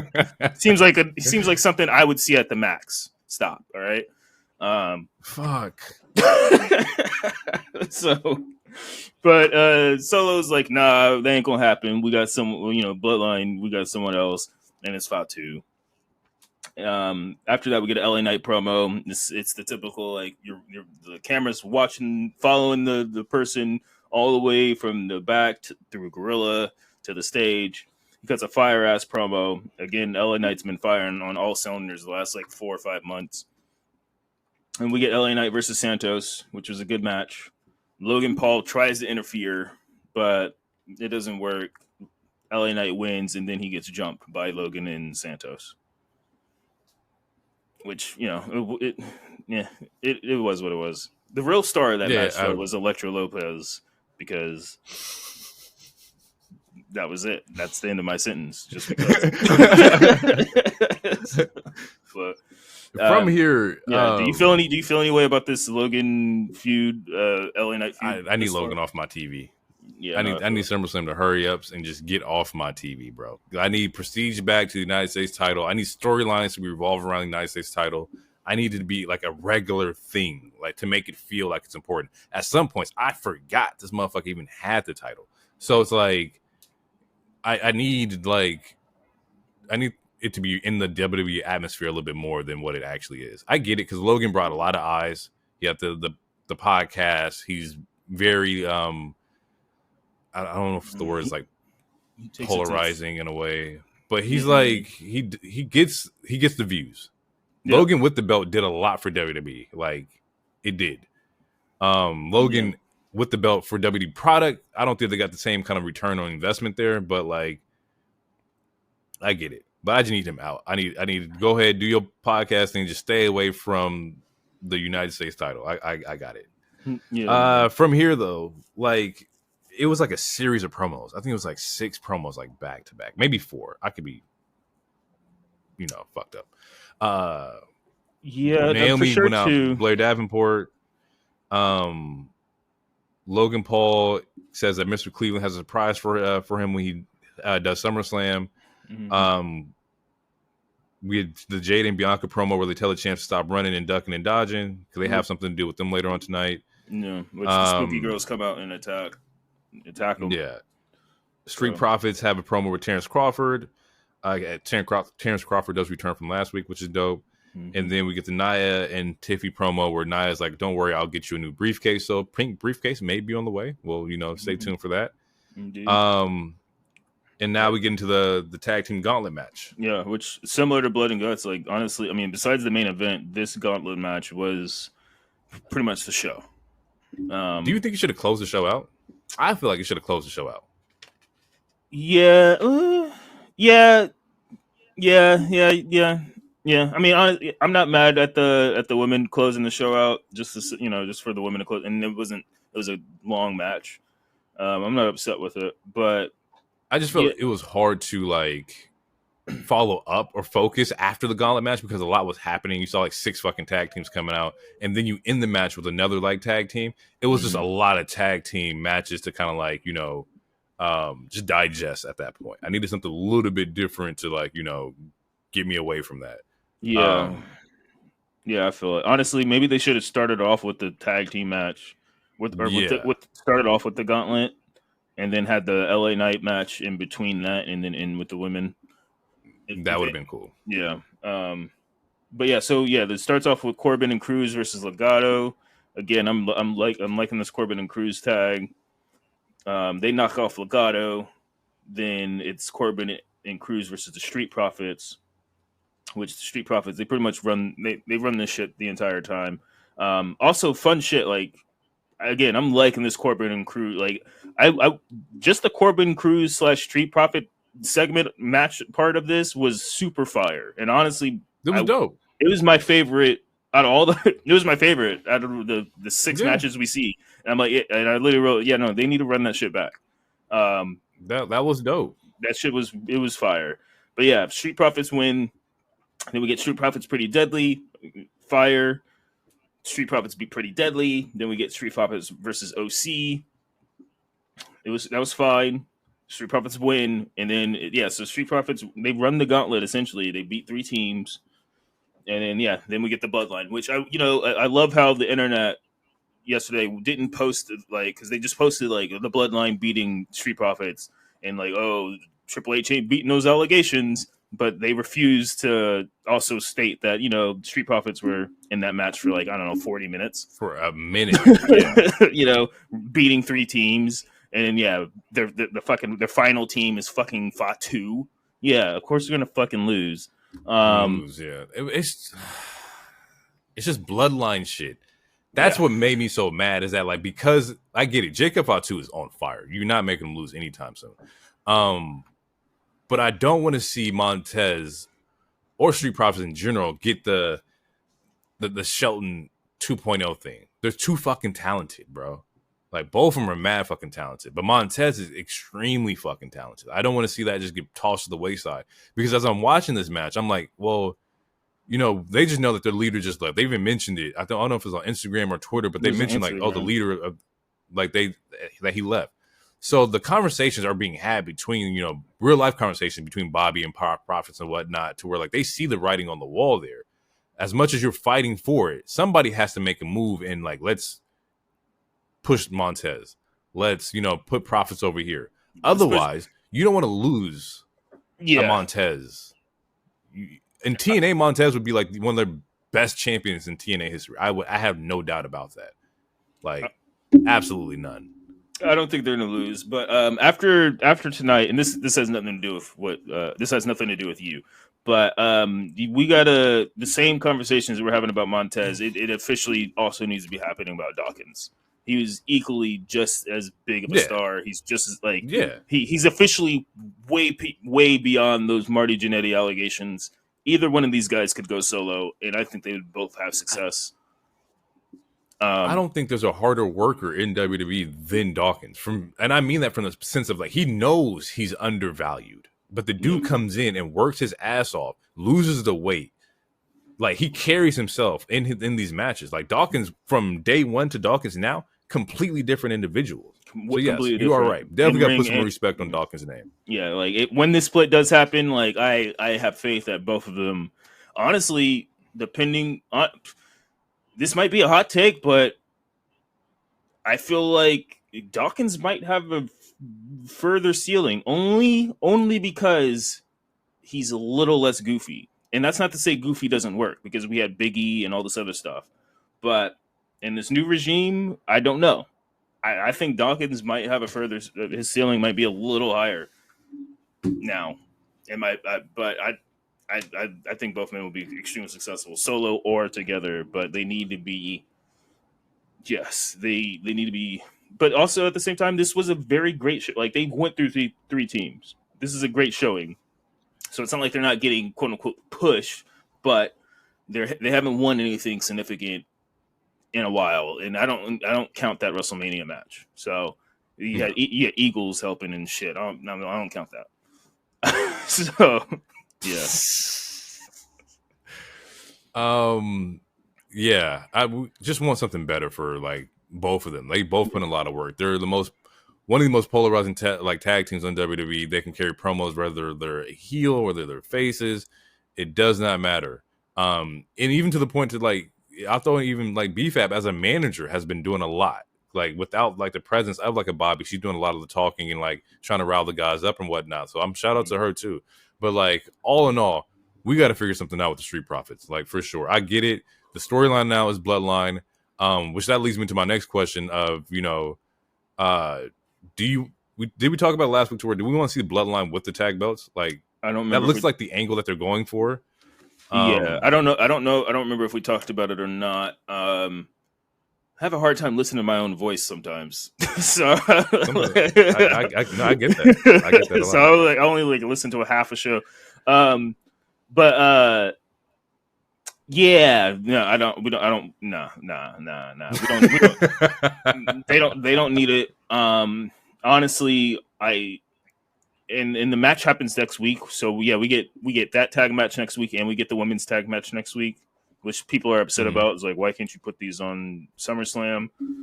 Again, they don't like big cards, which is probably why the next couple of years is going to go to 2 nights. Because honestly, Johnny Gargano, he should be on the SummerSlam card. Absolutely. But you know that doesn't mean. Wait, time out. I just processed that. Gargano's not working SummerSlam? Nope, no. The tag team match is next Friday. God, bro. Yeah, which people are upset about. You know, these motherfuckers, bro. That's nuts, bro. He's not. And okay, let me take it back. Maybe, cause I remember Gargano had also posted that, like, I believe it was like his father's like diner or like restaurant had burned down. Yeah, recently. So maybe he could also be taking care of family during that time. You know, you're back home in Cleveland. Like, there's a lot of stuff that has to, like, you know, you're gonna help out with. Yeah. So I will play devil's advocate and maybe say family wise, he's probably trying to take care of some stuff over there, and preparing for a SummerSlam and doing all this and not putting the attention on your family could be a lot. But yes, on the other side, it's still a travesty that Gargano is not working Cleveland. Like that's home. Yeah, it's kind of ass for sure. But to go back to the question I don't know, Bloodline shouldn't win this. I'm assuming what's going to happen is that Randy and KO come back and attack Fatu and Tama takes the pin. That's what I'm assuming happens. Because we like Judgment Day already has their tag belts, and you know, and still has the world tag, or I mean the world championship. So yeah, I'm over. Like, I get that it makes a good looking picture and all this other stuff, but I'm over factions holding all the titles for at least a while. Bloodline do not need these titles. Matter of fact, it does nothing for me if Bloodline was to have these titles. And also, it wouldn't be cool for Johnny and Ciampa to only have literally they lose their second defense, because their first defense was just a rematch against Theory and Waller. Like they need a little longer, especially since they're not working SummerSlam. I think they should have the titles for a little while longer. There's plenty of matchups that we've still yet to see. So yeah, Bloodline should definitely not win this title next week. But here's the story. The story, like we said, is Bloodline trying to regain their prestige and whatnot, right? If the Bloodline does win and they get these tag belts, they go into SummerSlam with parts of the gold that they had before. But the story is that like SummerSlam versus Cody, let's say fucking Solo's getting close and he's about to take the pin for the second or what, or for the 2 count or whatnot, and then that's when Jimmy interferes or some shit like that. Like, it looks better to be like, okay, we were this close to regaining our momentum, our prestige, but then y'all came in and fucked it up. Like, that's a storyline that you can kind of like run with. I do agree that the Bloodline does not need it, but I also understand how WWE does like production and shit, and I can see both ways, Yeah. I mean, personally, I think you could get that same aspect of them with that. I think you could get the same aspect without them winning the titles too, because if KO and Randy show up to get their lick back because you put them through tables, then it's like, true. Yeah, they almost won, but the 2 people that we thought we eliminated, they show back up, and then Solo almost gets it, but the person who we thought was never going to show up, Roman Reigns, he shows up, or shit like that, and then also it gives you more reason to think about this whole war game shit. But like, if Bloodline does have the titles, then it'll bottleneck the division again, and that's another reason I don't think. They shouldn't win it, because they'll just and then also I feel like the story with the bloodline is once Roman comes back, and it's like, yes, we almost had everything, and then 3 people decided to show back up: Randy, KO, and Roman. If it wasn't for them 3 showing back up, we would have everything again, right? Type of thing. So I think you could get the same. I think you could get the same aspect or the same attributes of the storytelling without them winning it. And nah. Johnny and Ciampa just got it. And I don't like the aspect of everybody being like, fed to the bloodline. Like, you're not building nobody by having them being fed to the bloodline every fucking time, bro. Yeah. Like, KO, Randy, at this point, Street Profits, Gargano, and Ciampa. Like, we don't have to kill momentum for the bloodline. The bloodline already has the momentum, right?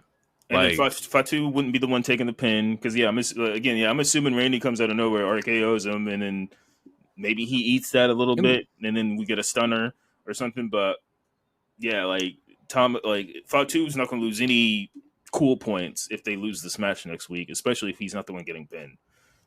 Tama could easily take that. But then also at the same time, they don't rock just like 2v2. It's 4v2.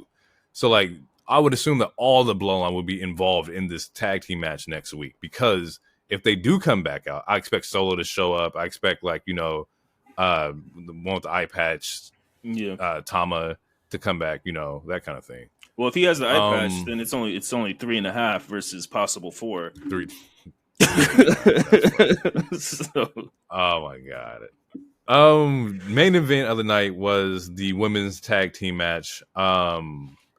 It was Tiffy and Jax versus Bayley and Michin. Mm-hmm. It starts off 2v1 though, because when Michin's coming out for entrance, Jax and Tiffy time, they attack her. Mm-hmm. So and Bayley comes out for the save, but Bayley's like, fuck this, I'm gonna get this W. So for the first half of the match, it was pretty much a handicap match, but Bayley was holding her fucking own.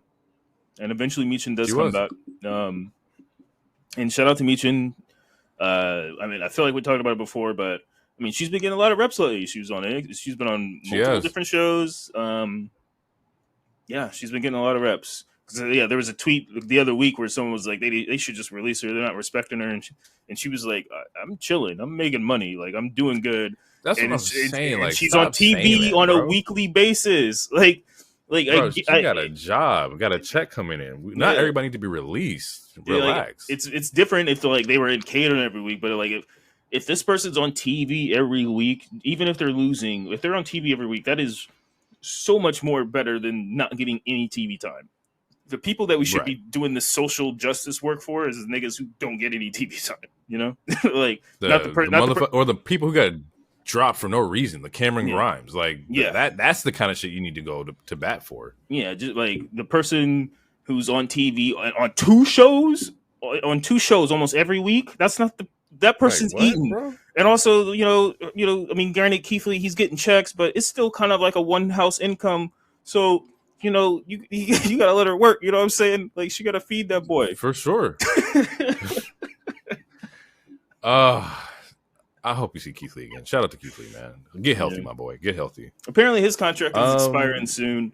And people are like, it is. Should he go to the WWE? Like, no, he should go to the goddamn doctor's office and make sure he's fine. Like, I don't want to see. I'm fine with never seeing him wrestle again as long as he lives a happier, healthy life. A healthy life, yeah. I'm not saying that he's not I'm not saying like some alcoholic or whatever. He just posted a picture of him like hiking with his boys and shit. But if we never see him in the ring again, it's unfortunate. But I'd rather see him alive. So, right. And if he's not wrestling, I still think he's valuable backstage as a mentor, producer, something in that sort, because he's amazing. So shout out to Keith Lee, man. I feel like we were just robbed a little bit of like not him, but more so just the situation of like COVID and the pandemic and all that kind of like took a lot from Keith Lee, and we lost out on like some really dope matches that could have happened in WWE or in AEW. Both. Like literally man, both. Yeah. Literally both. So get better, my boy. We still never got that Swerve match. We never got that. Man. They even tried to come back to it for a hot second, and then he disappeared again because We haven't seen him. He's He was supposed to be in that. Yeah, because he was supposed to be in that Meat Madness match, and him and Rusev or Miro, they disappeared, and it's like. But anyway, to go back to the match, moving on the tangent. It was a good match, but yeah, the heels win. Nia Jax pins Bayley, making it. Honestly, I feel like I'm now. Yeah, I don't think I'm pro. I mean, I believe Bayley's going to retain, but now I'm even further believing that she's going to retain since Nia got the pin on SmackDown. But does Tiffy cash in? Nah, especially if she's going to get a new briefcase. They're going to let that shit rock for a little bit. You're right. Because you got to show that. I think there was a promo earlier where she asked her.